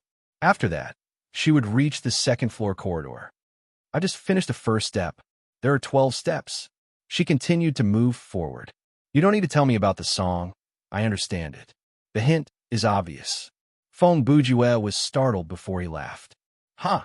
Now that you mention it, what should we talk about in the next conversation? Just update each other on the progress of the quest. Passing Rain replied. She then added, don't ask if he's fine or if he's injured, because it's pointless to ask. Even if you know, you won't be able to help. It'll only add to your troubles. Phone Bujue agreed with Passing Rain's suggestion, but what Passing Rain said was not something that Phone Bujue could say.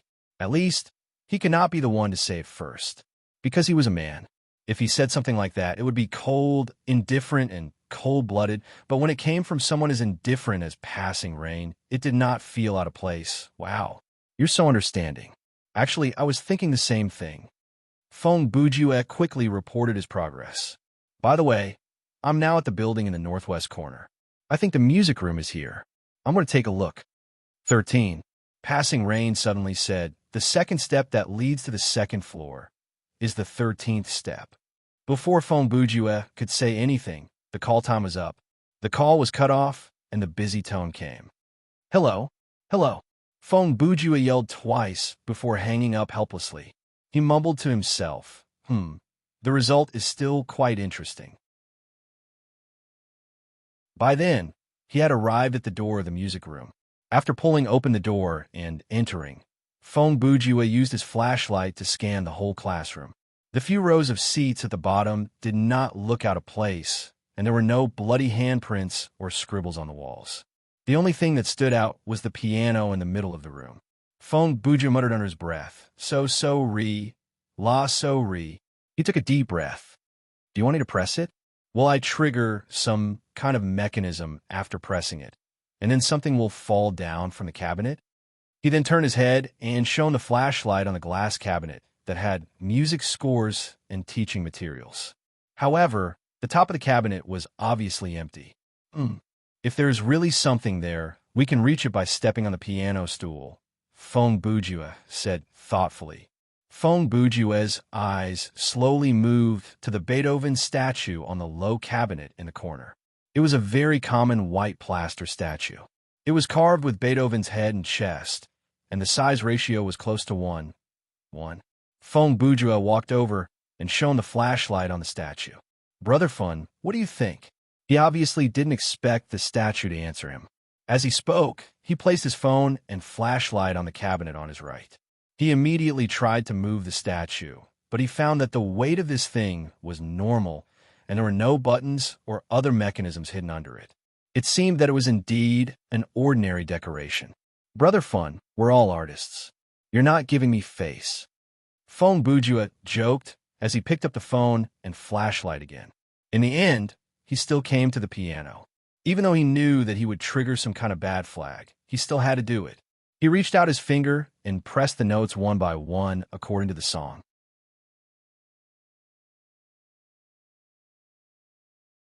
Chapter 83. So Fair, La Soeur. After pressing the notes, Feng Bujue took a few steps back and paid attention to the movement around him. A few seconds later, two pale, long and narrow arms stretched out from the piano cover at a very strange angle. There was an idiom called reciting a poem backwards. Perhaps someone could do it, but Feng Bujue had not seen it before, and he did not think there was any meaning in reciting a poem backwards. However, he was about to experience playing a poem backwards. Before the hands played, the fingers were crossed and the palms were extended outward. Feng Bujue immediately realized that this seemingly unnecessary action was the reaction time that the game left for the player. If the player was not scared out of his wits, he would have done something now. Don't listen to it. The most important thing is to clap after the performance. Feng Bujue repeated the advice from the song, and he understood it immediately. He slid to a chair on the first row and sat down. He placed his phone on the seat next to him, and the flashlight was clamped between his knees, shining it on the piano. At this time, the two arms that looked like dried would seem to be ready. The 10 fingers that looked like ghost claws twisted nimbly and pressed down on the piano keys. Then, the playing started. The hands danced on the piano keys, and the middle of the arms were bent at an unimaginable angle. The bones of the elbows were bent strangely, and the fingers seemed to have a life of their own as they moved and jumped on the piano keys. From a visual point of view, the way the two ghostly arms played the piano was neither beautiful nor fast. If one had to describe it, it was like there were 10 earthworms strung on 2 fishing hooks, 5 on each hook. The worms then twisted their long bodies, trying to break free from the shackles of the fishing hooks. As for whether the song was good or not, Feng Bujue had no idea. Even though sporadic notes entered his ears, he could not hear a complete melody at all. This was because from the moment the two arms started to play the first note, Feng Bujue had used both of his hands to cover his ears. He shook his head rhythmically and quickly hummed, "La la la la, la la la. I'm an expert in selling newspapers." After he finished singing the newspaper selling song, he started singing the volunteer march at twice the speed. Anyway, as long as his hands didn't stop, Feng Bujue was prepared to keep these two songs on loop. Who knew what kind of grudge he had with Nyer? In any case, about 5 minutes later, when Feng Bujue was about to sing the song for the third time, the two arms stopped playing. The ghost claws left the piano keys and stopped in the air. Without another word, Feng Bujue started to clap his hands loudly. He even shamelessly yelled out, "Nice." The only thing missing was another shout of, "Give me another one." This kind of cheering seemed to have shocked the owner of the two ghostly arms. In any case, the arms were suspended in the air. It took about 30 seconds for them to react.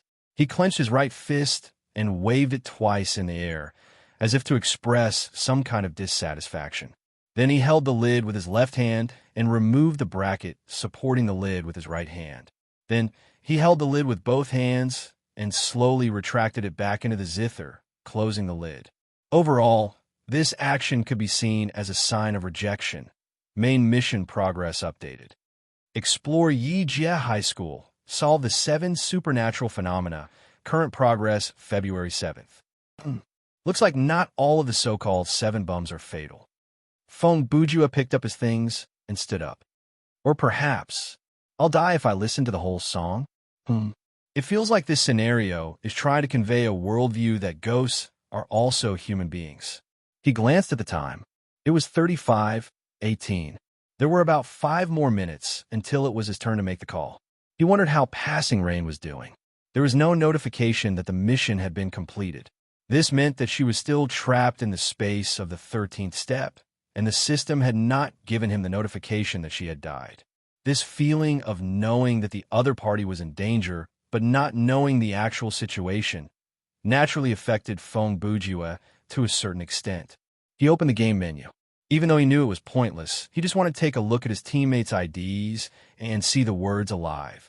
It was a strange feeling. Just like when players were playing shooting games, they liked to click on the tab to look at their teammates' names whenever they had the time. But when he opened the game menu, he made a surprising discovery. Fong Bujue looked at the team tab and noticed that there was a new mastery unlocked in the mastery tab. Half of the shadowed area that appeared after the open beta was revealed.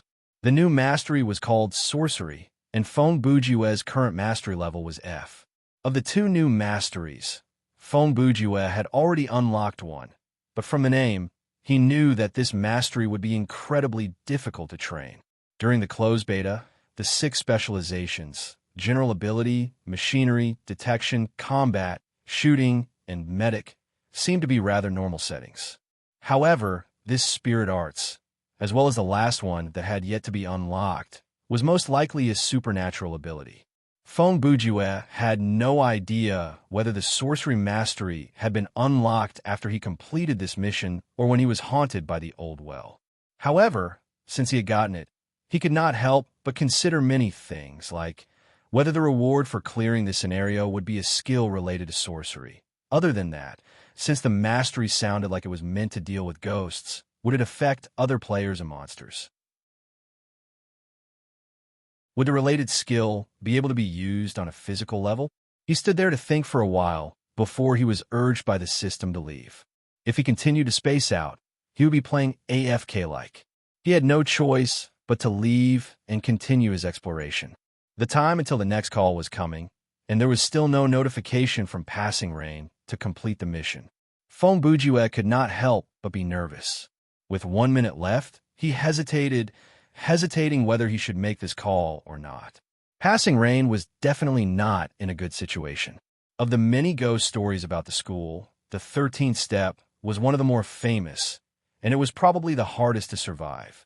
The rhyme, turn back, don't leave the first to the 13th step, gave no hint at all.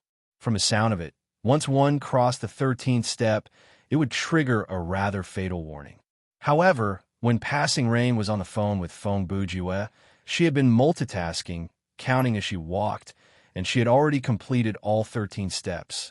She herself did not expect to run into the 13th step when she was on the 2nd floor of this 7-story building.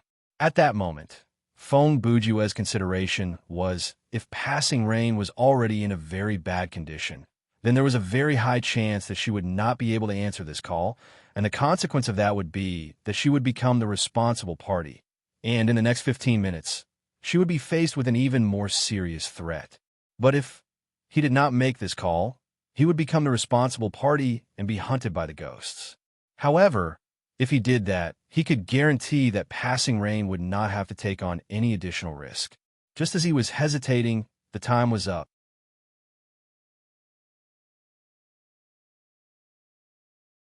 Chapter 84.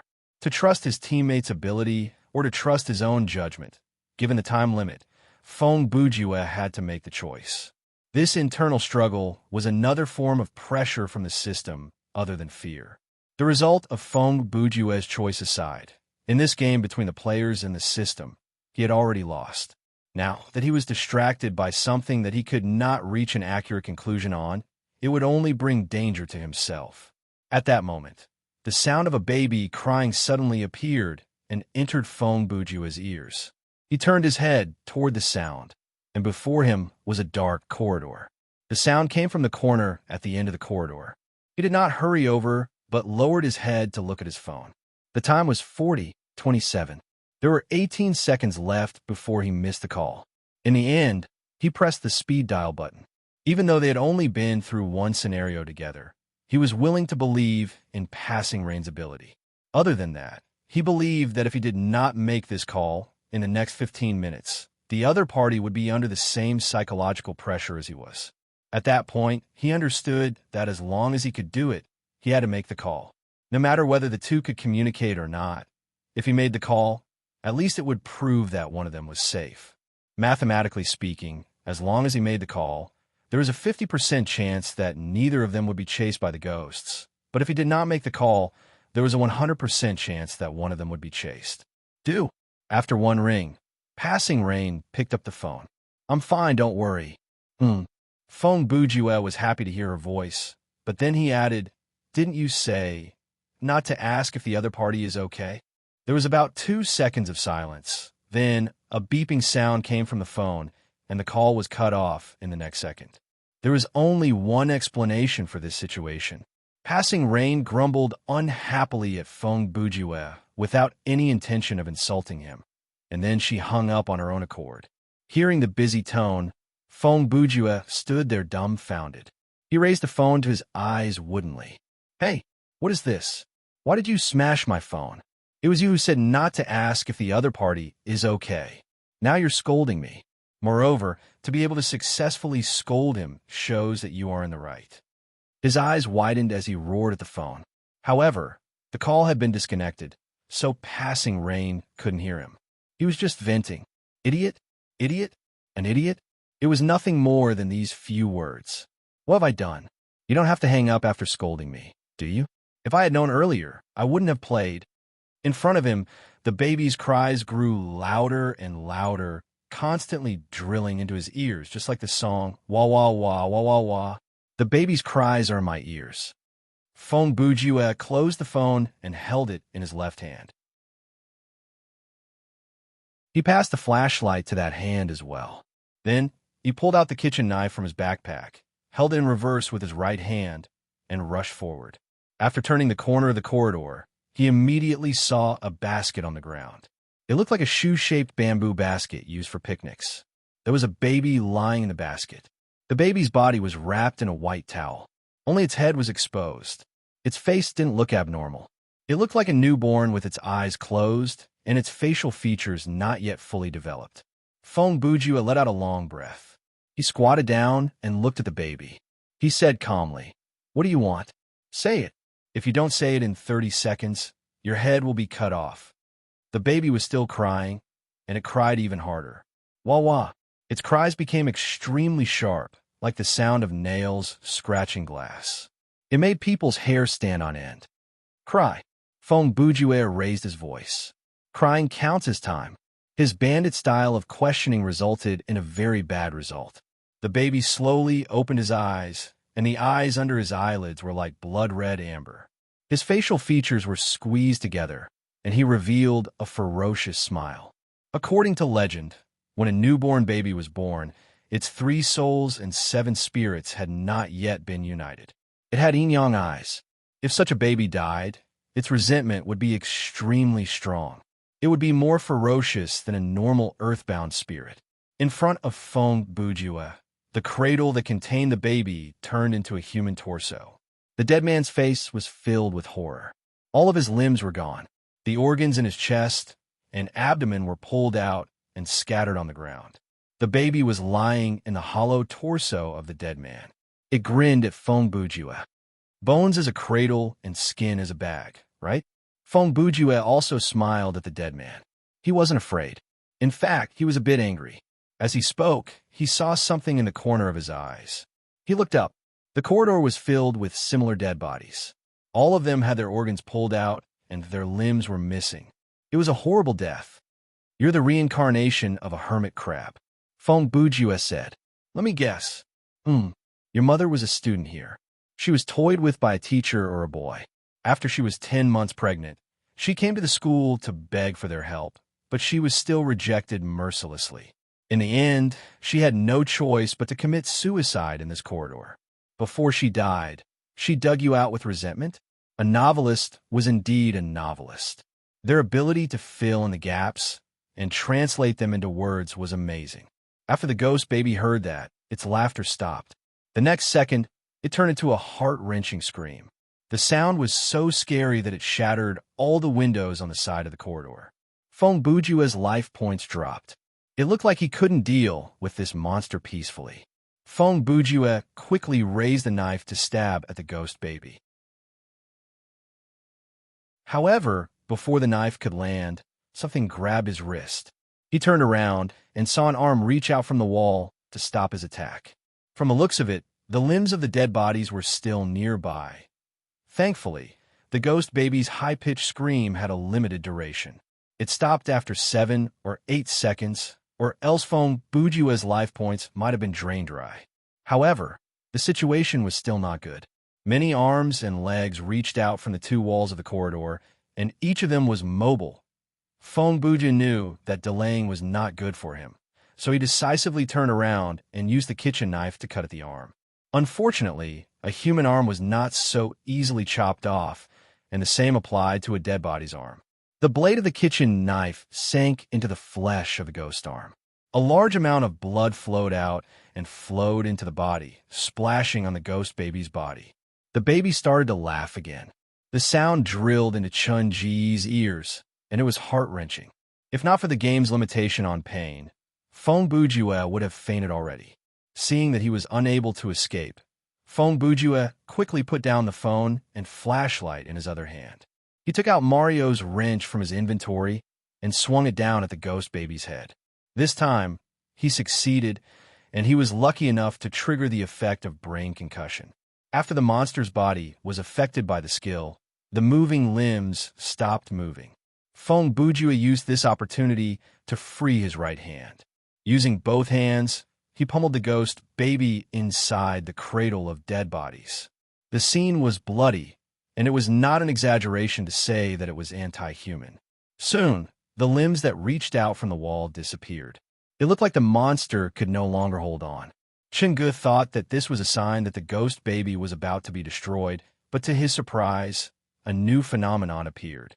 Feng Bujue realized that the face of the dead body that contained the ghost baby started to blur. Slowly, the face started to take on his own face. It started to speak, and even its voice sounded like his. So painful. Stop. Stop. The dead body's voice turned from a moan to a roar. It tried its best to twist its back and struggle, trying to move its body. Just as Feng Bujue hesitated, the ghost baby disappeared before his eyes. All that was left of the dead body was an empty stomach and some organs. Feng Bujue knew that he had been tricked. The monster had used some kind of trick to buy him a chance to catch his breath and escape. He immediately put away the kitchen knife and picked up the flashlight on the ground. He stood up and used the circle of light to scan the corpses that had been hollowed out in the corridor. He wanted to find where the ghost baby had escaped to. Another burst of hair-raising laughter rang out. This time, the laughter didn't sound like it came from a baby at all. The most terrifying thing was that the place where the laughter came from was very close to him. Feng Bujue realized something. He lowered his head to look at his chest. The scene that entered his eyes was enough to make anyone's blood boil. The ghost baby that was covered in blood was curled up inside his stomach. One of its small hands was attached to one of his ribs. Bursts of evil laughter came from inside his body. "You want to use this kind of illusion to make me commit suicide?" Feng Bujue said calmly. He ignored the scene and reached for his backpack. He knew that what he saw was just an illusion. His sense of touch was not affected. He could still touch his clothes and the backpack that he was carrying. He took out the eye of hostility. As he put it on, he said, "I almost forgot about this thing." At that moment, he remembered another use for this equipment. After Feng Bujue put on the equipment, with the help of the flashlight, he scanned every dead body in every corner of the corridor. As long as the ghost baby was still creating illusions, he would be exposed. Sure enough, when his gaze landed on a corpse that seemed to have been hollowed out, the eye of hostility reacted. There was a monster here that was targeting the player. Feng Bujue strode over and slashed down with the pincers without hesitation. This time, the heavily injured monster was at its wit's end. Main quest progress updated. Explore Yi Jie High School. Eliminate 7 supernatural phenomena. Current progress, 37. Main quest progress updated. Explore Yi Jie High School. Eliminate 7 supernatural phenomena. Current progress, 47. Almost at the same time, 2 system announcements popped up. This meant that when Feng Bujue dealt with the ghost baby, Passing Rain had also completed the quest for the 13th step. Humph! Feng Bujue scoffed and mocked himself. Looks like I was worried for nothing. Inside the main building, Passing Rain leaned against the wall of the corridor and sat on the ground. Looking down the corridor beside her, there were innumerable dead bodies of ghosts. Blood flowed like a river on the ground. The heavy stench of blood and the stench of the monsters was enough to make people want to avoid them. However, at that moment, she had no energy to move to another place. The lantern and longsword were placed on the ground beside her. Her right hand held the phone, and her left hand was pressed against the wound on the right side of her waist. The wound had not stopped bleeding, and it continued to seep through the gaps between her fingers. This floor was connected to the 13th step. Once one stepped into it, there was no escape, and there was nowhere to hide. The space was filled with a large number of monsters, and some of them could cause a person's terror points to skyrocket just by looking at them. Anyone who walked in would either be killed and become a part of those evil spirits, or be like you, killing them all. Actually, during the last call, Passing Rain's condition was already very bad. When she told Feng Bujue, "I'm fine, don't worry," she was lying to him. When it was close to 40-0-0, Passing Rain was in the middle of a battle. Even though she was already injured, she still adjusted her breathing and answered the call immediately. She knew that even if she acted strangely, she would only become a burden to her teammates. Now that Passing Rain had cleared all the monsters in this space, she needed to rest for a while. Her life points and stamina points still needed to be recovered, and the bleeding status could not be cured. Only by holding her wound in this state could she stop the loss of life points. In this kind of situation, the system would not deem it as AFK-like, because the player was forced to stop due to certain circumstances. In normal difficulty, the system would not force a player who was on the brink of death to continue moving. As for nightmare difficulty, that was a different story. Passing Rain looked at the time on her phone. There were still 10 minutes until the next call. She did not want to be chased by some kind of ghost in her current state, so she had to finish dialing the number before the next call. After the previous call, Feng Bujue felt angry, and Passing Rain felt wronged. Objectively speaking, both of them were responsible for this, but the main responsibility still fell on Feng Bujue's head. It was his fault for not knowing how to appreciate her kindness by replying with such an embarrassing sentence. At any moment, no matter how much reason he had, it was best for a man not to correct a woman's inconsistency. Drip, drip, drip. Just as Passing Rain thought she could breathe, in the darkness, the sound of water dripping could be heard.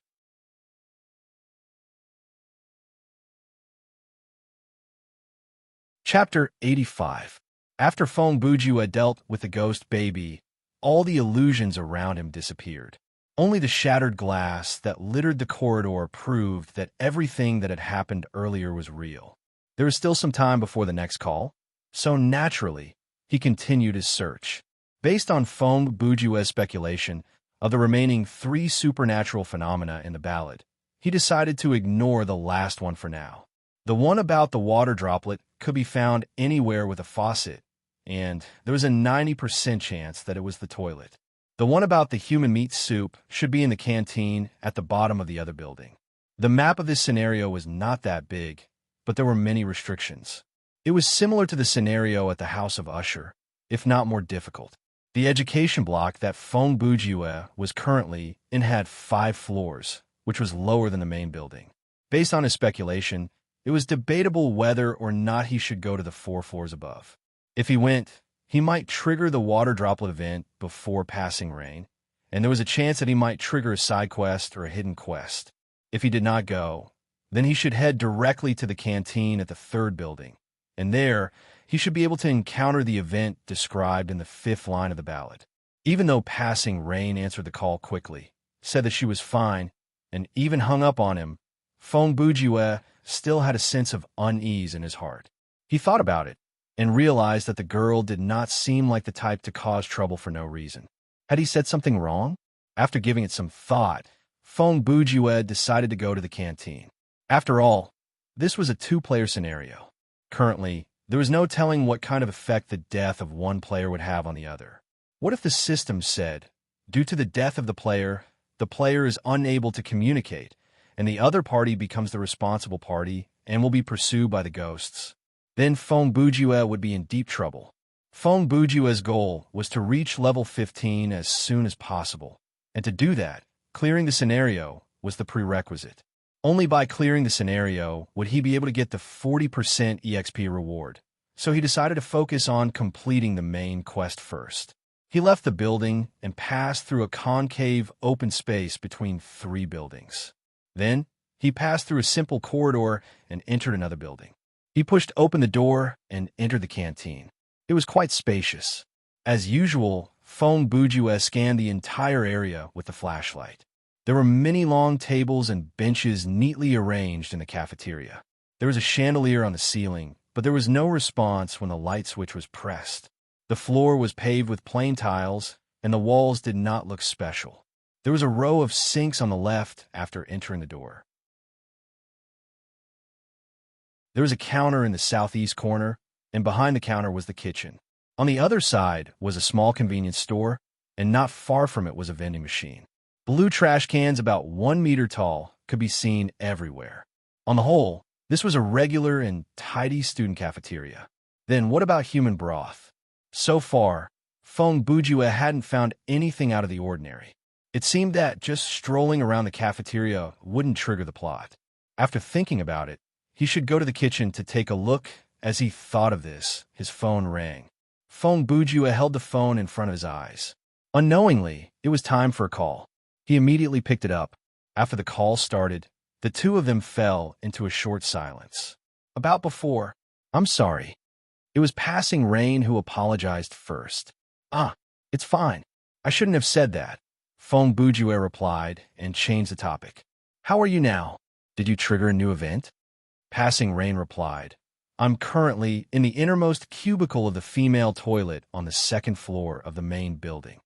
When he heard this, Fong Bujue knew that something was wrong because he felt that there was an almost imperceptible tremor in Passing Rain's voice, and her breathing was uneven. Are you okay? Fong Bujue asked in a low voice. Passing Rain hesitated, but in the end, she did not mention her injury.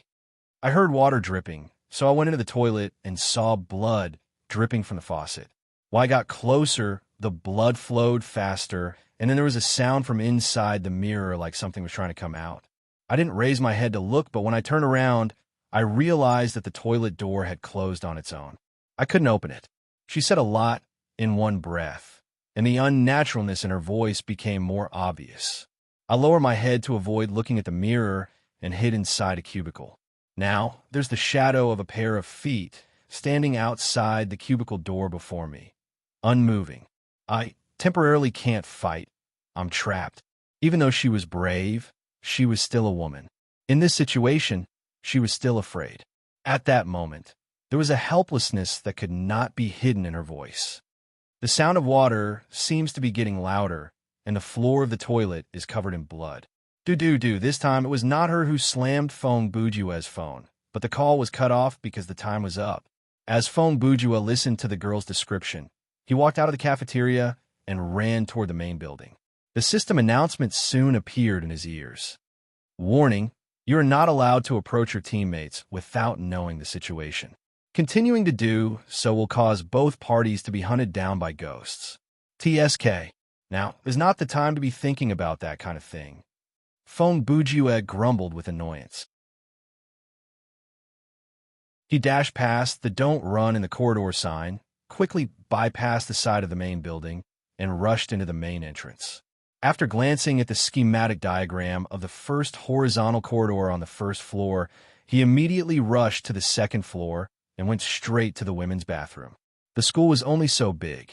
After he knew where he was going, he arrived at the door of the toilet in 3 minutes. The door was closed, and there was nothing wrong with it. There was no blood seeping out from the gap at the bottom of the door. But Feng Bujue could not turn the doorknob, and even if he wanted to yell to let passing rain know that he was there, he could not do that because the communication between them was directly restricted by the system. Naturally, he could not make a sound at a time like this.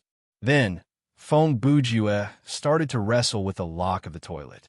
He clamped his phone under his armpit and held the flashlight in his mouth. He stuck the kitchen knife into the gap of the door and used his other hand to turn the doorknob, but it was to no avail. Obviously, the door was not locked.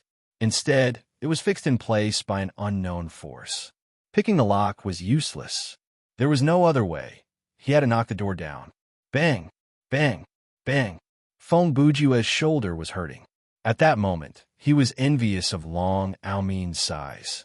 If Brother Long was there, this wooden door would be a piece of cake. His arm was almost as tall as Feng Bujue's thigh, and he would be able to break it down easily with his shield. However, Feng Bujue could only dream about it. At that moment, he could only rely on his thin shoulder to knock at the wooden door again and again. Passing Rain, who was trapped in the cubicle, heard the knocking. Even though it was weak, she soon understood what was going on. She tried and realized that she could not make a sound. The only explanation was that Feng Bujue was nearby. Knowing that he had come to save her, Passing Rain's courage returned. In fact, she was quite touched. However, she was then reminded of the consequences of Feng Bujue's action. The two of them would be hunted down by the ghosts. Things might develop into a situation where Passing Rain would die alone. But now that Feng Bujue had saved her, the two of them would die together. Feng Bujue's attempt to knock down the door caused him to lose some life points, but his effort was not wasted. 1 minute later, he succeeded in breaking down the door. When the wooden door that separated the space was forcibly broken open by an external force, a bloody smell immediately assaulted their nostrils. Feng Bujue felt a wave of dizziness wash over him. After the door was opened, the scenery in his eyes turned weird. It was like he was watching a movie shot on old-fashioned film. There was a feeling that the colors had faded, and the objects in his vision seemed to have lost their frames. It looked very unnatural. The toilet was covered in blood. When he stepped on the blood, he had to be as careful as possible to not slip. When he raised his feet, there was a feeling that the soles of his shoes were stuck to the floor. Red liquid was flowing out of the faucet by the sink. The blood had already overflowed and dripped to the ground. Do not raise your head to look at the mirror. This was a very direct warning. Passing Rain had also said that she did not look at the mirror when they were on the phone. Feng Bujue believed that it was because she did not look that she was only trapped and did not face any serious consequences. He walked several steps into the toilet and used a flashlight to shine inside. He saw a blurry blood shadow standing next to the wall at the deepest part of the toilet. The shape of the ghost was that of a human wearing a girl's school uniform and covered in coagulated blood. In the cubicle before the blood shadow, the light of the constant weak light lantern shone out. Feng Bujue wanted to attack the ghost, but he suddenly realized that his feet could not move. The blood on the ground moved and curled around his ankles. Like two liquid claws, they pinned Feng Bujue to the ground. He snorted coldly, and then made an extremely bold move. Feng Bujue turned his head around and looked directly at the mirror above the sink. The Feng Bujue in the mirror had no eyes, and blood was leaking out from his two dark eye sockets. The second he saw the reflection in the mirror, the blood shadow changed its target and actively leaned toward him. It appeared before Feng Bujue in the blink of an eye, and their faces were almost touching. At that moment, Feng Bujue saw it clearly. Under the black hair that covered the ghost's face, there was no human face. Its head was made up of a large number of human eyeballs. The black and white eyeballs congealed together and wiggled. Blood kept flowing out from the gaps. The ghost reached out with its claws and reached for Feng Bujue's eyes. It was probably going to gouge out his eyeballs to add something to its head. Closer inspection revealed that the ghost's skin was not covered in blood. Other than its head, the rest of its body was made up of blood. Feng Bujue's legs were only restricted, but his body could move freely. Furthermore, his terror points were 0, so there was no reason for him to just sit there and wait for his death. In the blink of an eye, He moved faster than the ghost. He raised the wrench and swung it at the eye head.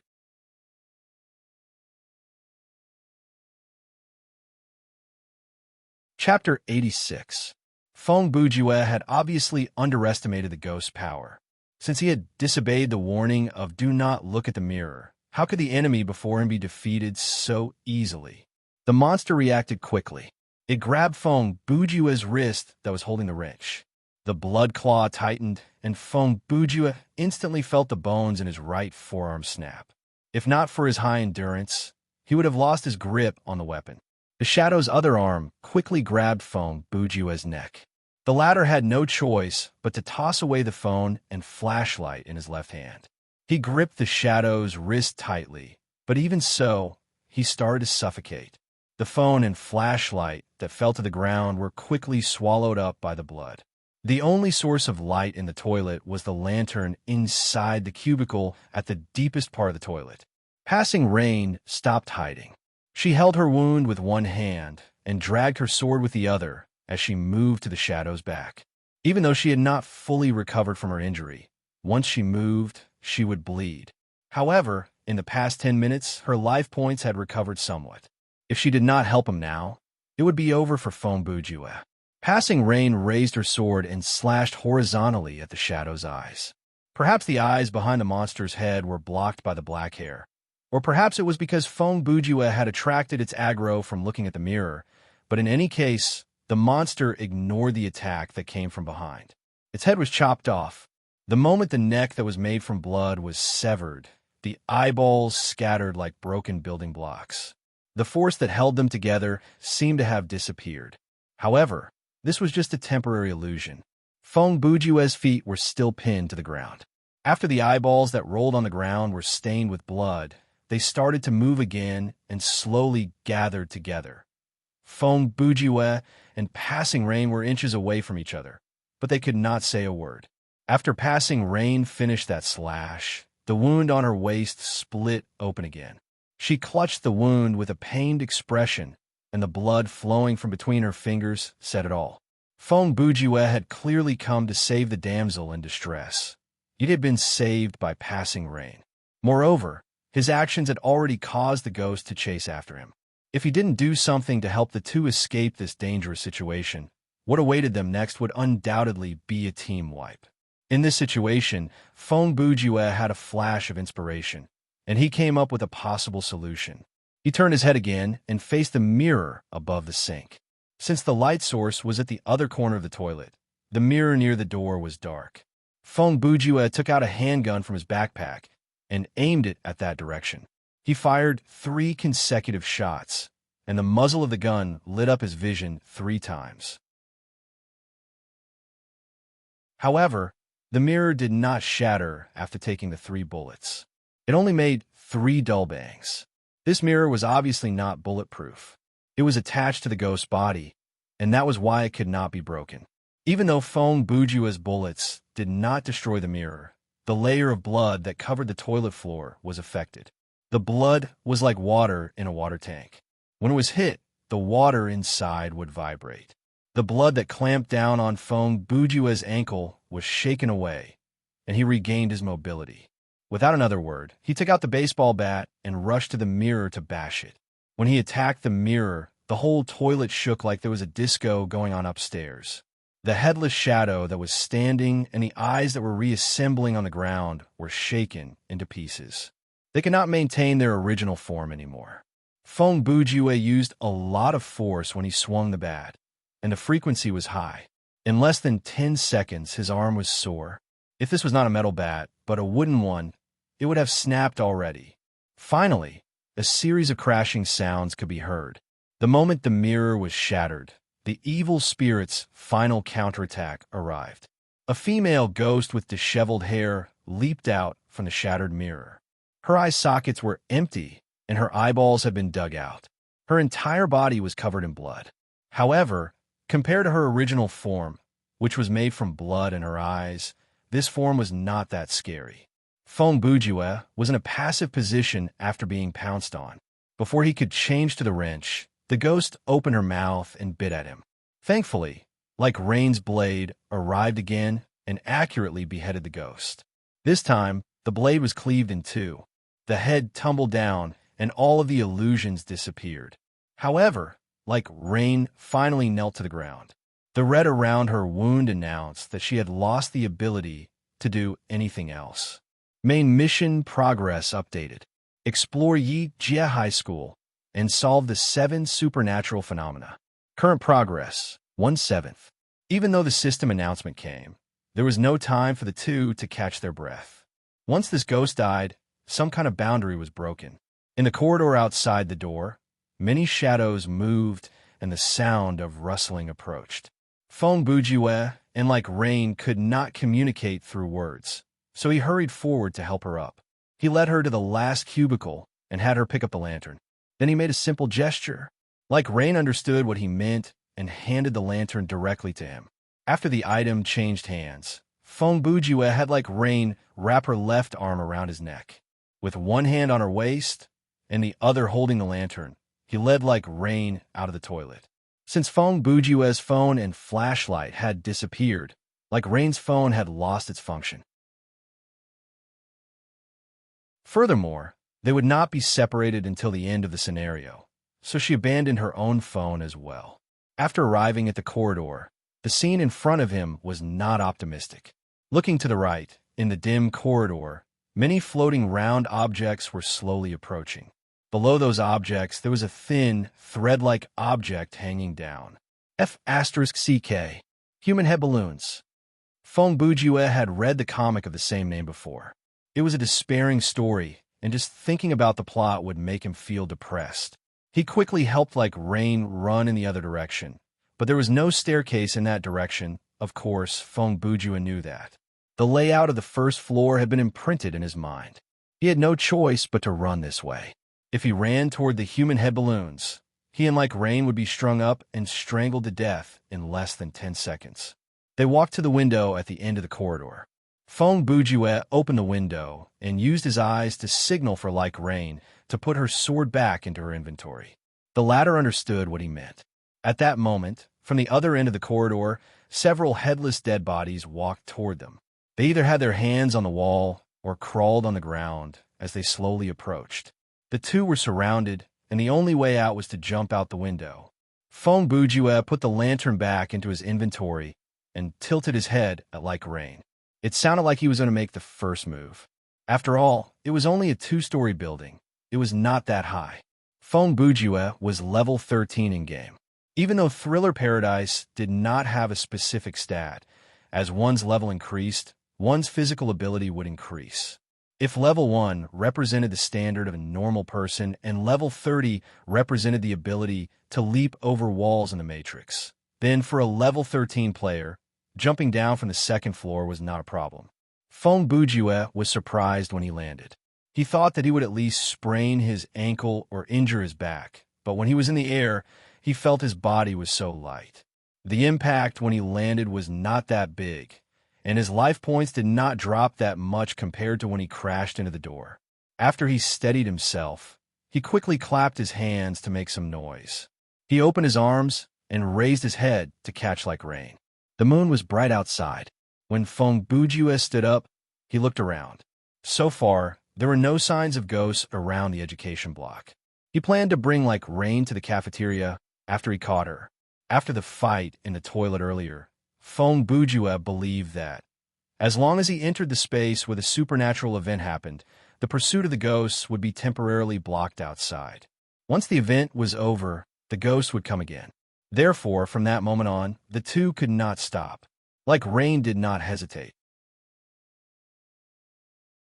Using the moonlight, she aimed for Feng Bujue's position and jumped into his arms. If she was in a better condition, she would not need Feng Bujue to catch her. She could probably stand up straight from the 3rd floor, but she was heavily injured, so she could only rely on her teammates' help. Feng Bujue caught like rain, and the two looked at each other in silence. They both felt that this was weird, but thankfully, the restriction of not being able to speak eased the awkwardness. With his perfect princess carry, Feng Bujue did not let like rain touch the ground and started to run. This choice was indeed more efficient. If he had supported passing rain, it would have been slower. Now, they could still enjoy the buff from Jazz Dance, but Fong Bujue would have to expend more stamina points. Furthermore, this saved them the time to use sign language. Fong Bujue brought like rain directly to the cafeteria. After entering the cafeteria, Fong Bujue placed like rain on a bench. He then took out a lantern, placed it on the table, and quickly turned to close the door. He then took out a baseball bat and stuck it behind the door as a temporary latch. After doing all that, he sat across from like rain and let out a long sigh. Then he pointed at himself and gestured with his hands. 4-3. Then he pointed at like rain and gave her a questioning look. Like rain opened the menu to look at her status. Her wounds were still bleeding, and she only had 12% of her life points left. If she did not stay still, she would lose more life points. She gestured 1 and 2 and lowered her head to look at her wounds. Then she met Fong Bujue's eyes and shook her head. Fong Bujue took a deep breath, and a troubled expression appeared on his face. In this situation, he could only pray that the events in the remaining 2 lines of the song could be resolved without a fight, just like the incident in the music room. Bang, bang, bang.